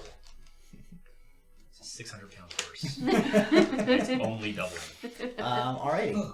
So as you guys begin to pack it in to set off, as the sun really like starts to reach its height in the day, you guys set off at mid morning. Some clouds begin to kind of roll in from the from the east, from where you know, like out to sea to be, and it begins to grow a little overcast, and you set out, heading generally southeast from Wolfmaw. Feather on the Wind tells you it will take, depending on how good of a time we make, it will take 8 to 10 days to reach Malatka from here at Wolfmaw. And by midday, it has properly begun to rain. Go ahead. I spy with my little eye something with 4 legs. It's Nula. It is Nula the horse. How did you guess? Yes, we will do this the entire Cue the I Spy montage as you guys travel the first day. Cloaks up, protecting you from the weather. You cover your supplies in the back with some of the tarps that you have in the cart to keep them dry. I thought it had a cover. An open cart. I think we've all assumed it has a cover the whole time, but it's no. You specifically could not afford the one with the cover when you bought the cart. I gotta stop being poor. And your first day of travel passes without incident, but is not particularly enjoyable, as the weather has taken a turn for the worse, as it is raining fairly decently. As you guys make your way southeast, you find a little bit of some kind of scrubby tree cover is beginning to appear along the sides of this dirt trail that you guys are following southeast. Towards sunset, you find a patch of trees under which you can put the horses and the carts to give them some modicum of protection from the rain as it continues to come down. And you set up your camp for the night. You arrange your watches, you take your watches. The night does pass without incident, but the rain proceeds unabated through the night and into the morning. And your second day begins, and travel is somewhat slower on the second day, as you are beginning to have the ground become saturated, and the dirt road, the dirt trail is now becoming sort of muddy, which bogs the cart down, bogs the horses down a little bit. The rain continues to batter against your cloaks, and Feather in the Wind, essentially her own kind of like cloak drawn tight, hood pulled up, takes to just leading out front of your group and walking ahead as you guys follow along with the carts. Does not necessarily make a point to speak to anybody or engage anybody, so much as she just like leads you guys onward. The second day similarly passes in sort of a slow, drudging march southeastward through the rain. Again, you pass an uneventful but sort of dour night as the rain continues to come down. setting on the journey towards your third day. The rain shows no sign of stopping today either. And it is on this third day that the first event of note takes place on your journey. The landscape has begun to change as you head further and further southeast. You do know you are heading further south, but also towards the coast. From what you've seen on maps and from what you're beginning to see in the landscape, towards the coast, the topography is very like rocky and jagged. A lot of like sheared off sort of steps almost down as it gets further towards the coast. A lot of the highlands where this the water from the rains collects leads to a lot of these sort of like small rivers and streams which all lead out towards the sea, creating, as you get in that direction, a lot of places where you're not able to just like cart through the plains in one straight line. You're having to kind of take trails that sometimes wind one way or the other, don't always necessarily go straight. There are points where just the way that the hilly landscape is, you find yourself in sort of these like rocky gorges where you can't see too far. There are other places where you're able to see out further into the distance. And it is at one of these points where you are riding along this trail headed, continuing your journey southeast, that you enter into a stretch which is fairly open. So you were able to see not much behind you as you have just sort of come down a path, sort of a rocky path, but to the south and to the east and a little bit to this, like the southwest of you, is a little bit wide open.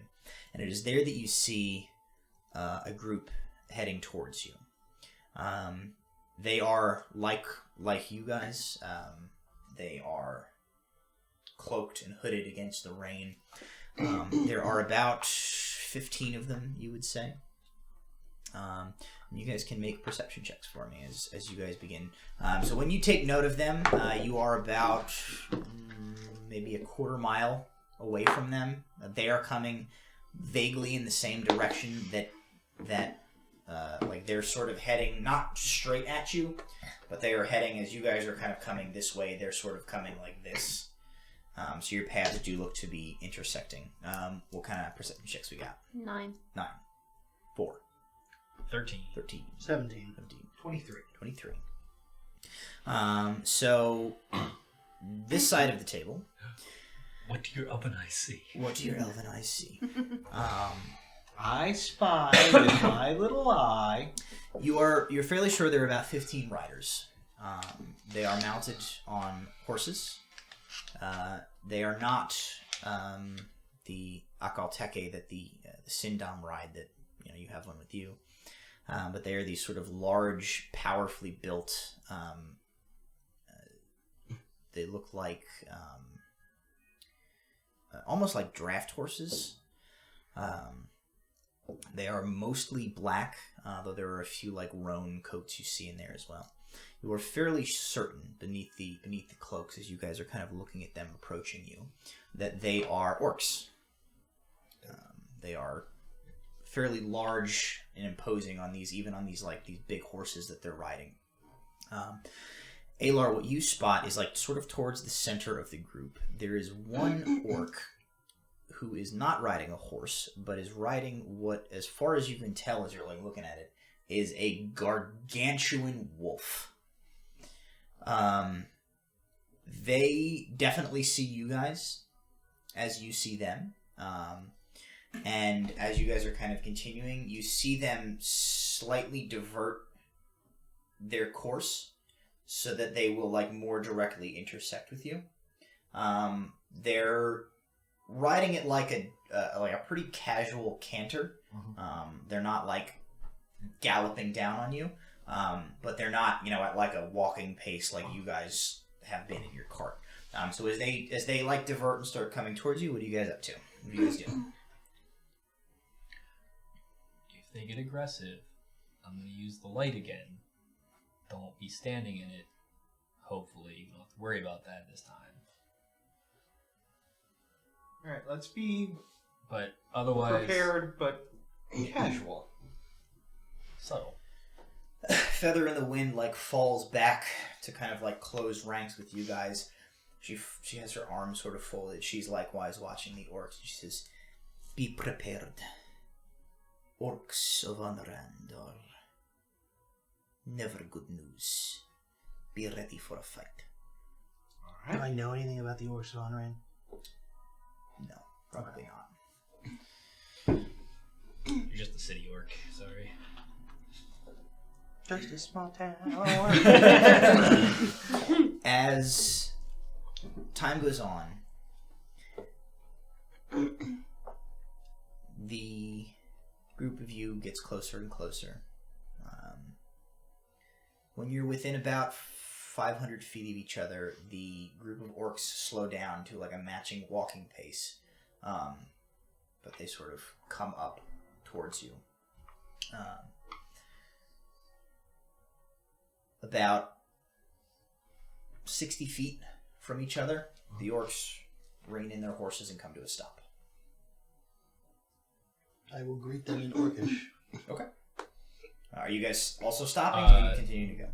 I mean, I would recommend we kind of like go around them, Uh, but like at a walking pace. yeah.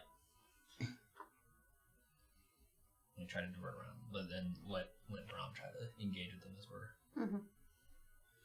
Okay. So you kind of like call out, what do you say in Orcish as you... What time of day is it? it's like midday. Afternoon. You say this in Orcish. Several of the riders kind of part, and Alar, the one that you had seen on that massive wolf, the wolf with its rider steps out about 5-10 feet in front of the others, and this orc hops off and stands up to his full height. He is easily the same height as Osrius was, and like more muscular, humongous. Begins walking towards you guys as you sort of rattling towards him. He puts back his hood. You see, he has, whereas some of the like more heavier orcish features in Brahm have been sort of tapered down, he's full on like massive, powerful underbite on his jaw with these two like vicious tusks, one of which has been looks like it's been like drilled through, and a like a brass ring has been put into it. He has short black hair cropped around like the sides, but pulled a little longer and tied at the top of his head. He walks a little bit out to you guys, and as you say afternoon, he does this. He goes,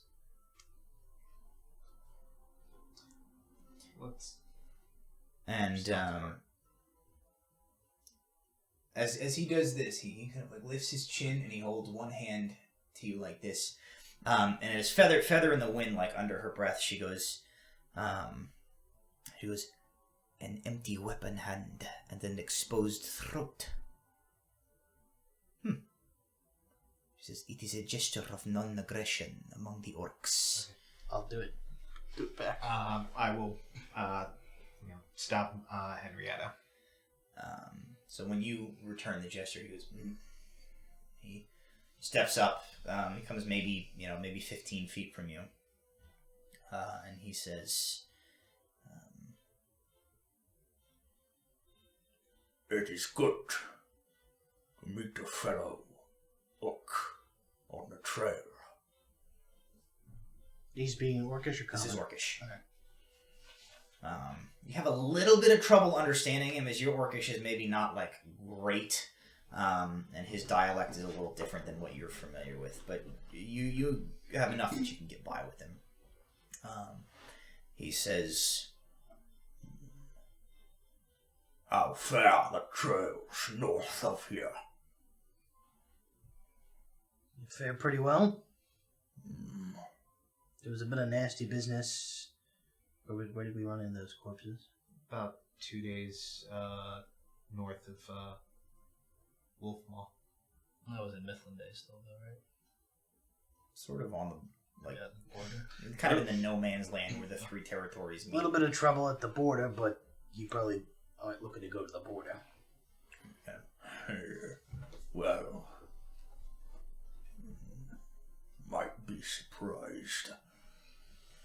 He looks over you guys, kind of like takes in your weapons and your armament, and he says, You look formidable.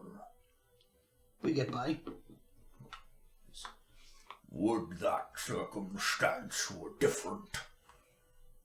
he looks back to his assembled group. He says, Many bull of my tribe are yet untested. You would make a fine battle, I think. It would be a glorious honor. Alas, we have more pressing matters. You say there is trouble at the border. As it happens, my war party and I are headed for the lands of the Long Ear. What trouble do you say there is? A whole bunch of mysterious corpses. Not exactly sure what, but it killed the whole. Were they Mithril guards? It wasn't wasn't the zombies that killed them. No, I know. Okay. But that was it was It was Mithril Mithril guards. Yeah. yeah, a whole squad of Mithril guards got killed by something. We don't know what. Interesting. There was a decent amount of them, so it's decently dangerous, whatever it is. You are traveling from the kingdom of man, not the Long Ear's lands. Yes. I see. Then we will be wary along the borders, but we must press on. We are short of time. he says, On this day, we shall not clash with you, travelers, though you may be strong. Might I ask what your quest is? I might know some people that can help you out. What you get? make a persuasion roll.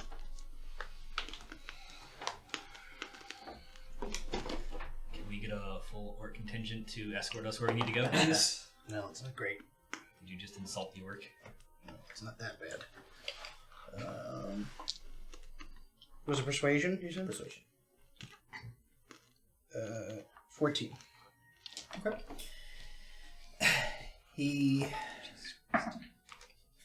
He seems to consider for a moment, and he says,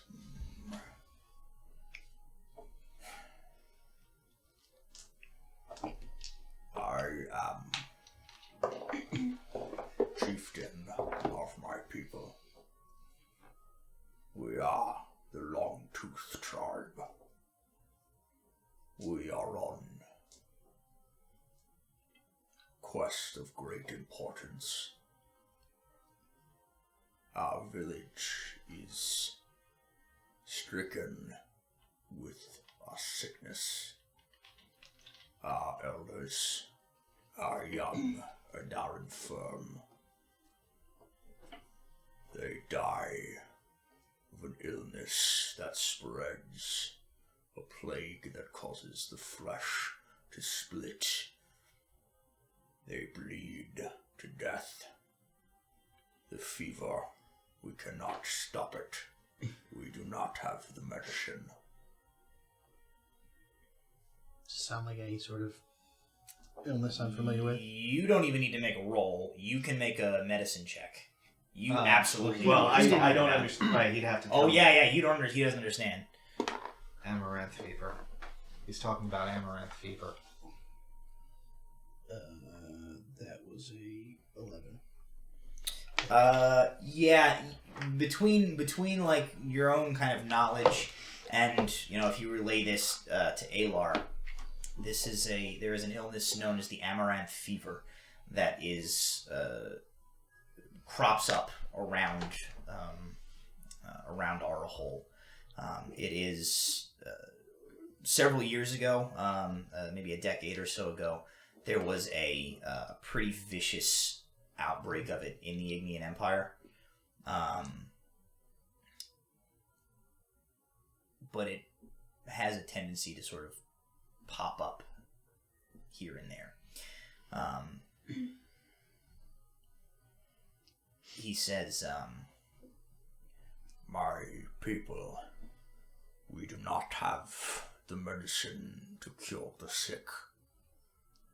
The long ears control their supplies.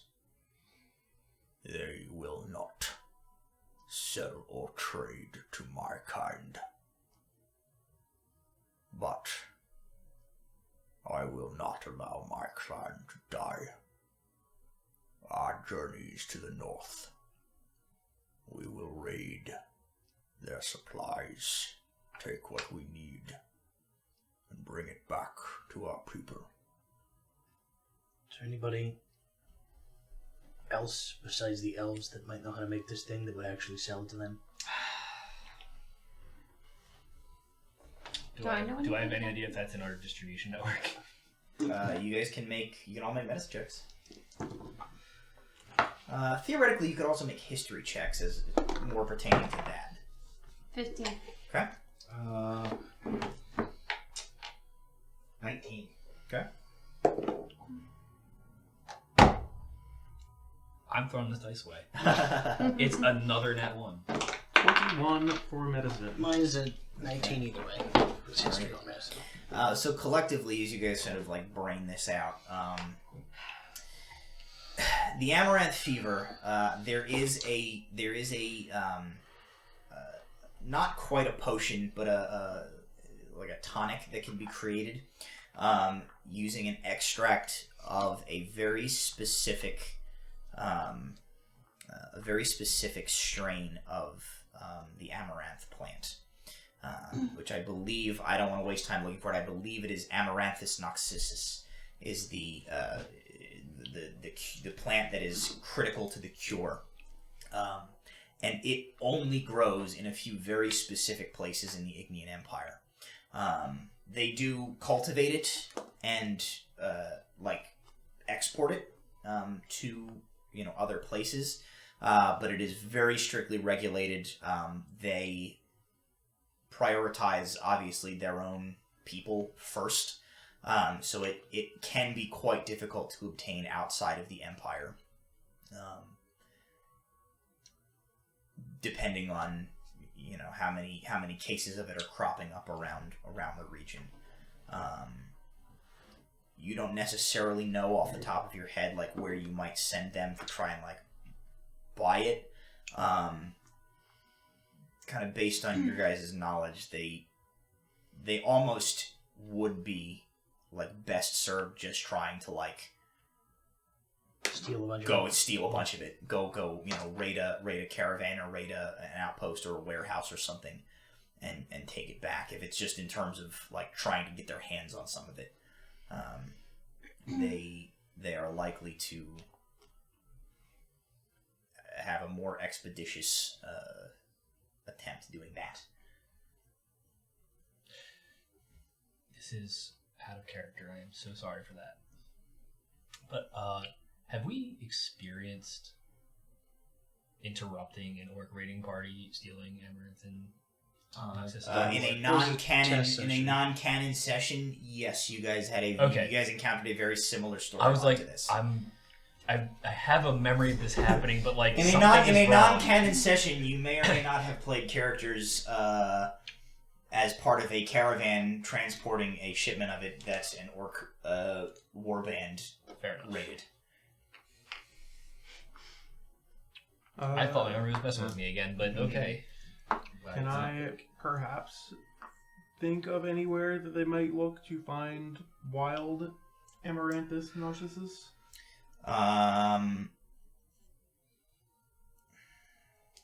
What did you roll again? I rolled medicine. And it was like a 20 some It odd? was a 21.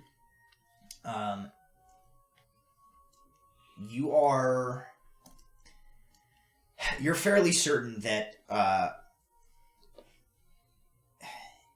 if there is anywhere growing like wild, it would be probably like nearby to the regions where the elves are cultivating it, potentially. But it really does not grow outside of a few specific areas within the Empire's climate. So like there's not anywhere in like Onran that they're gonna find it. That sounds like their best bet is exactly what they're doing.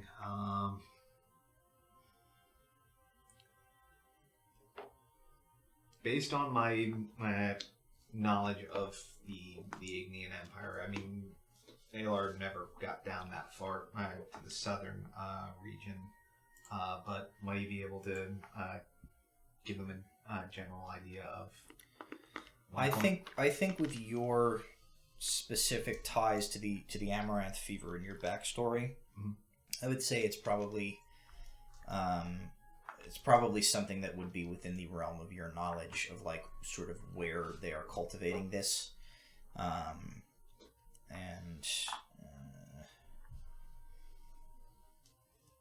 again, I am looking for where I put it. Draw them a little map to. I do have a named place where some of this can be found. It's in one of my other sub notebooks. Okay.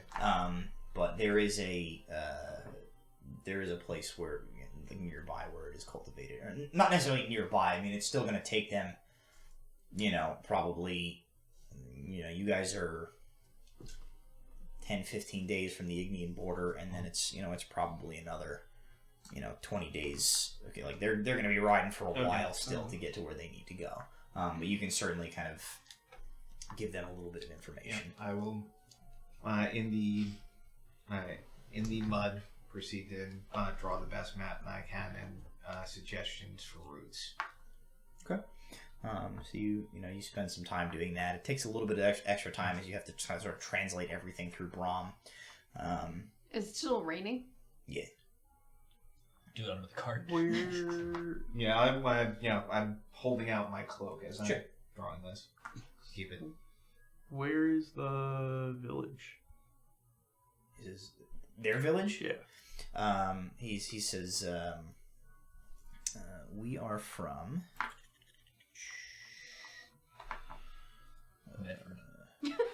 Never, yeah. No, they are. I believe they are from like the Black Rock region. How far is that? Where are we? So they are. You're probably another. They've set out. They set out like almost a month ago at this point. They've been riding for a while already. So they are very far away from their home. They're pretty far away. They're from the Laughing Ram Nation, who make their homes far to the south in a region known as the Black Caverns. So they're quite a ways away into their journey already.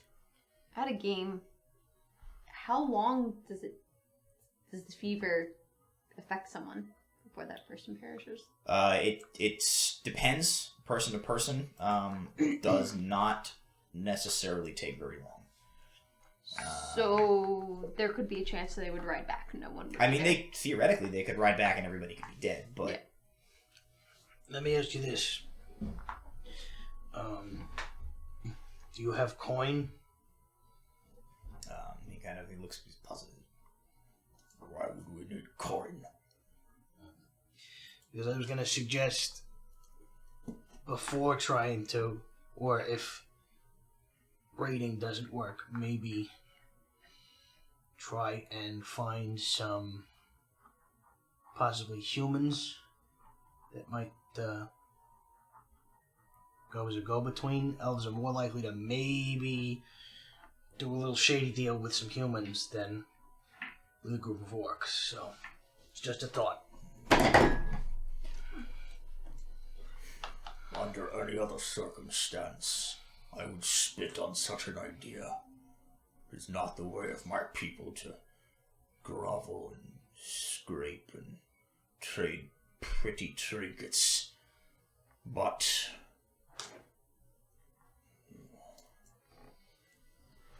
such times call for strange measures. I will consider this. How far from here, roughly, to Vale or Talmark? Quite a ways. Okay. Quite a ways out of their way, too. Yeah, no, never mind. Vale and Talmark are considerably, like, so you guys left from Ald. Yeah.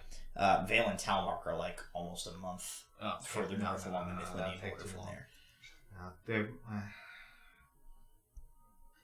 Rom and Alar, what if I draft them a writ with my company's logo to give to humans to initiate the trading sequence that might give it a little bit more credence, a little bit more credibility if they have something that they could not possibly have written themselves in common. You could also give them something that maybe your own people can help them out wherever they're going. Maybe the Moxum can be the go-between. That's the idea. Maybe. That plant is worth its weight in gold, at least. So I'll draft up a written comment, and then if you can write it in work, can you ask if they can read Orcish? I don't want to be insulting. Read common? Or if they can read common. They cannot read or speak common. So I'll write out. What about Orcish? They can speak, and most of the dudes can't. The chieftain can, and like enough. Just write it out. So just write it out in common. I'll explain to him. I'll write it in common if you want to explain what's on it. I'll explain it in Orcish. Yeah. So we'll try to give them a little bonus writ so they can get the medicines they need through some sort of trade agreement. Okay. So you Stamp with my little signet seal. Sure. You go through this. They get it. He looks at it very skeptically, and he kind of. So he's not letting it get wet, but he looks like this.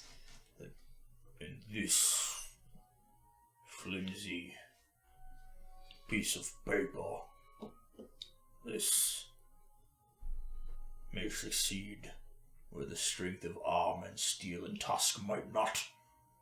Possibly. Strange place, the north. Probably gonna need to get a translator. He rolls it up. It says, Plenty of half-orcs will work for cheap, though. He says, we shall figure it out. You are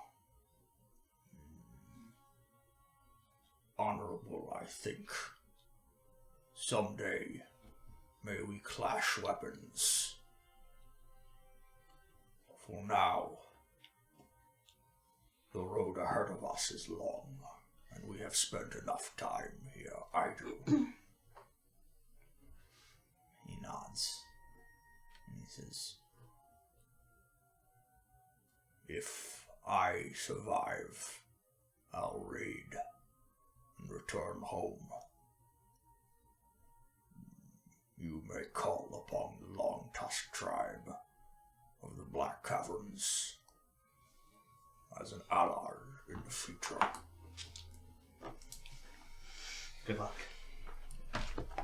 And if not luck, your arm be stronger than theirs. turns around, he remounts his massive wolf, and the group of them ride off, passing you and heading off to the north. You need to give me one of those. Wolf map? Not gonna lie, I was looking at those giant black horses themes. Alright. So as that concludes, you guys go on your separate ways and continue moving south.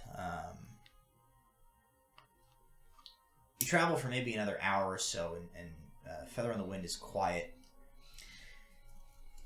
But once you guys make camp for that night, she, instead of her sort of customary, little bit of distance, she sits She kind of like joins you guys around the campfire at night as you've sort of built it under a rocky overhang to protect yourselves from the rain.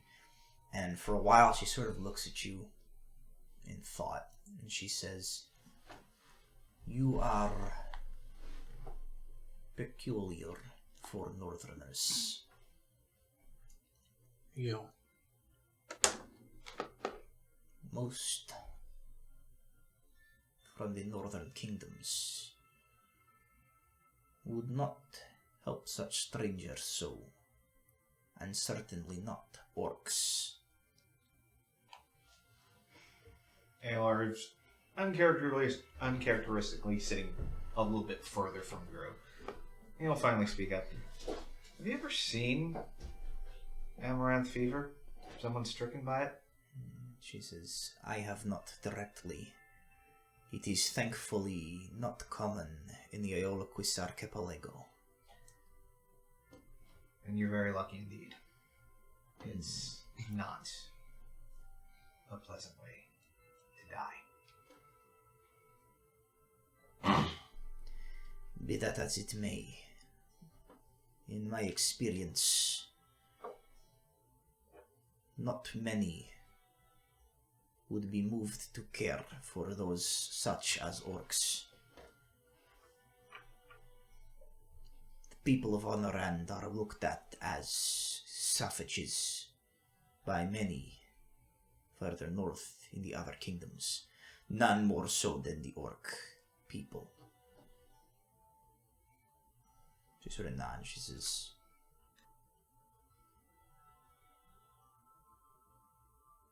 "We were lucky. I think that they had more important matters. Though they are complicated, their customs still make them quite dangerous. Even so, I am impressed by your desire to help them today. Perhaps I have too harshly prejudged you."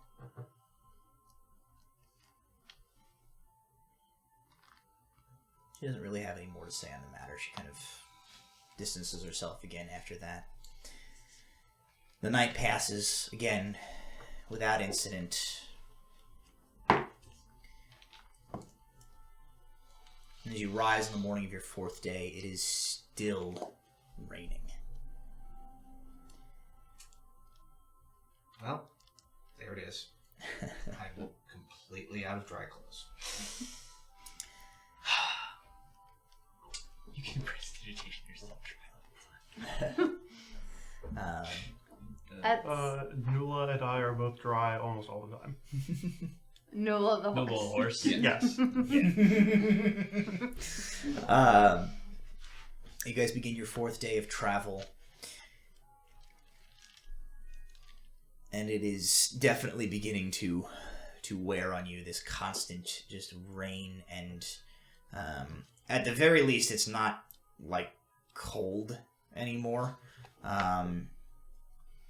The temperature is kind of hovering around like a 70 degrees Fahrenheit. But the rain definitely like seeps through. You're having to spend a good portion of each night just like wringing out socks and boots and trying to dry them by the fire, and assuming Fijit is not forthcoming with the prestidigitations. Feather is sort of like part of the way through your fourth day of journey. She's like her fur is just like soaked. She's like a drowned rat. And you come to an area where the path that you need to take would lead you across a river. However, after the heavy rains of the last several days, the river is flooding over and the water is rushing down. Feather kind of halts your caravan and turns back to you and she says, "Well, shit."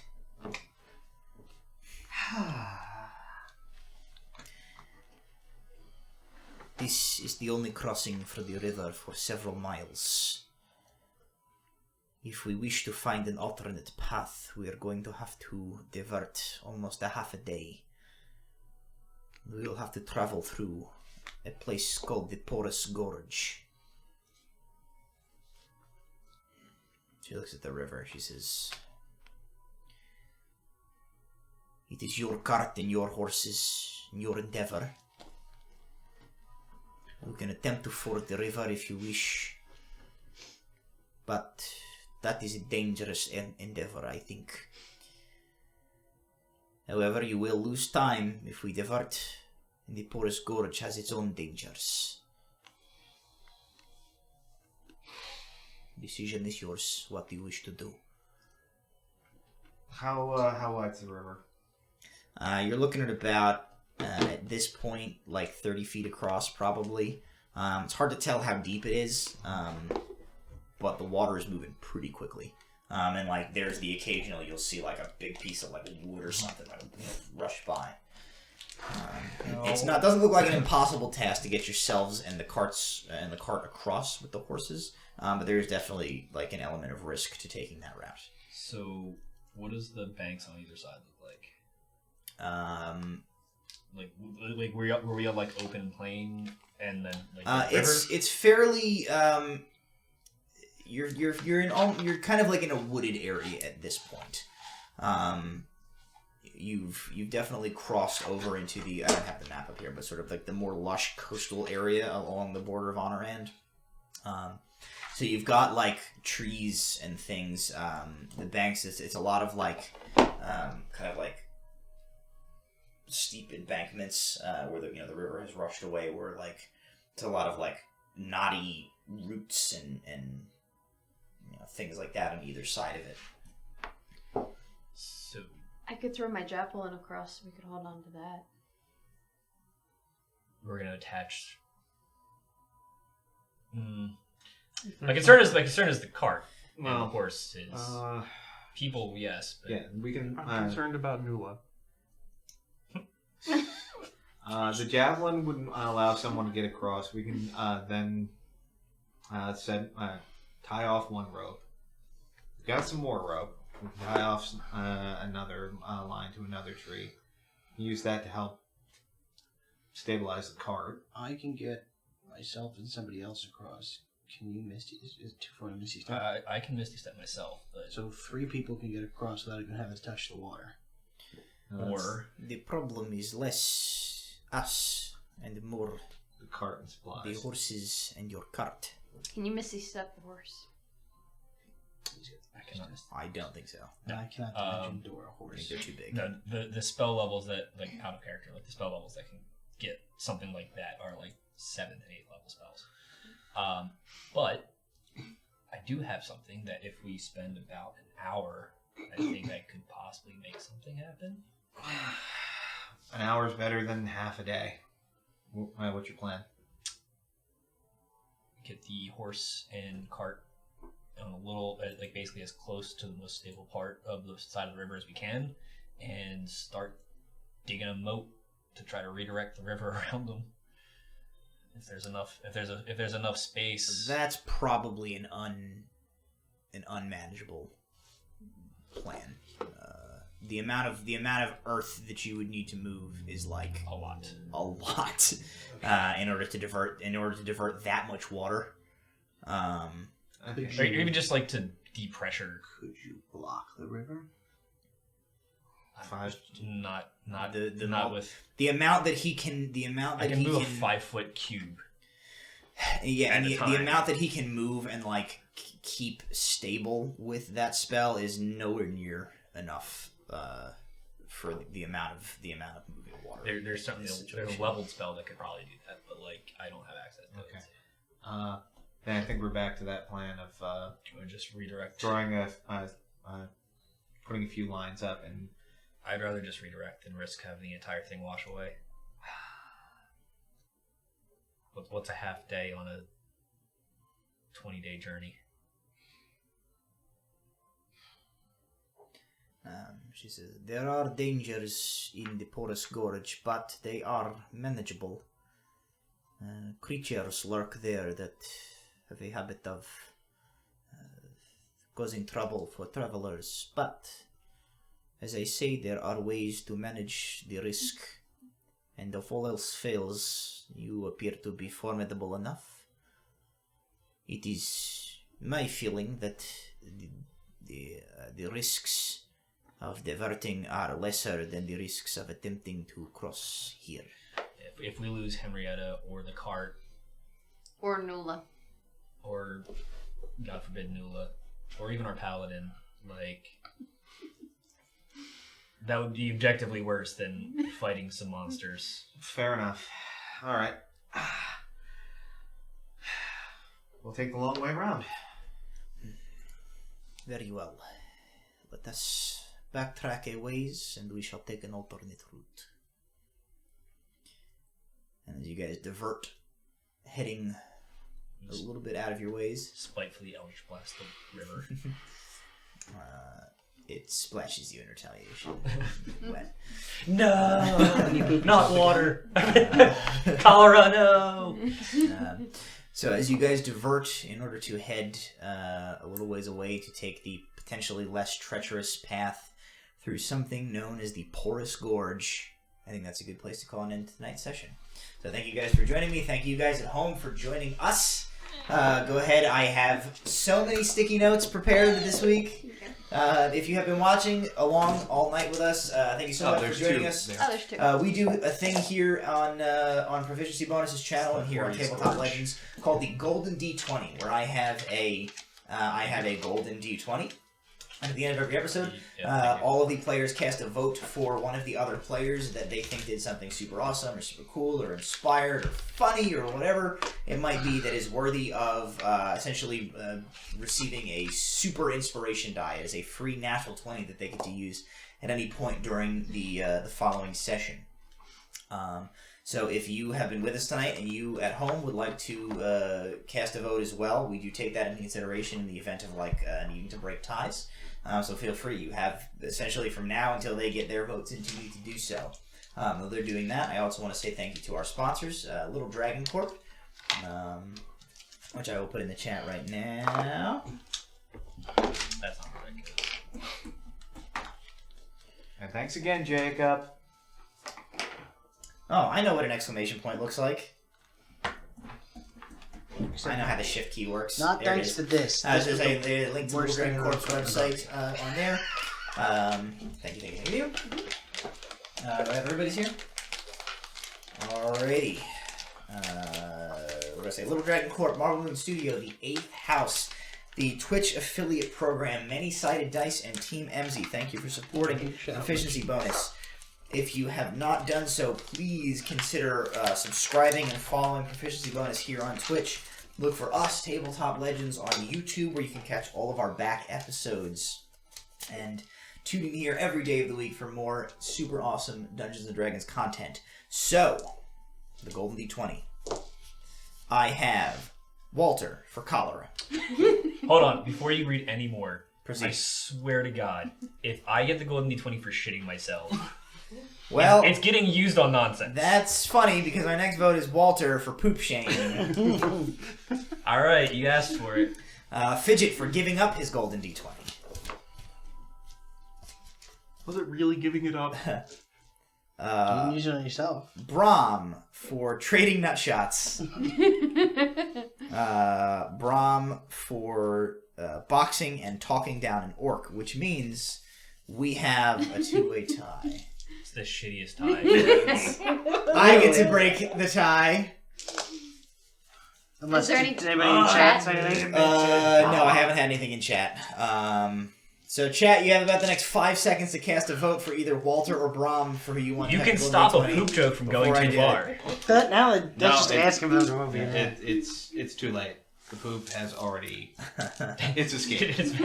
It's washed down the river. I mean, I don't see how we don't give a Golden D20 to a guy for shitting his pants. So I think that's gonna be my tiebreaker. I was gonna forfeit so- my, So my the chances. golden brown Yeah. Actually, yeah, hang on, hold on to that The one. brown You get this D20. one for next week. I get the brown. You sit upon the golden throne. I definitely have like a brown D20 somewhere. I will find it. I don't have it right now. And Walter, so we have somebody. Walter did start the episode with having his familiar poop on Scooter. So just Full circle. poop, just Full- poop all around. It's a Full shitty poop episode, circle. I'm sorry. Yep. From poop we start, and to poop we shall return. Poop to poop, dust to dust. So Walter has the brown note D20 for next week, and we will. I can only use that on a persuasion or deception roll. You only use it on not shitting your pants. Yep. Or shitting your pants, whatever you want to do. Con saves. Constipation saves. Join us next Tuesday right here on twitch.tv/proficiency bonus for our next episode of Tabletop Legends, as we will continue our journey and probably reach the village of Malat Ka so that they can actually begin the mission that they've been sent on. Thank you for joining us. We will see you next week. I love you. Bye.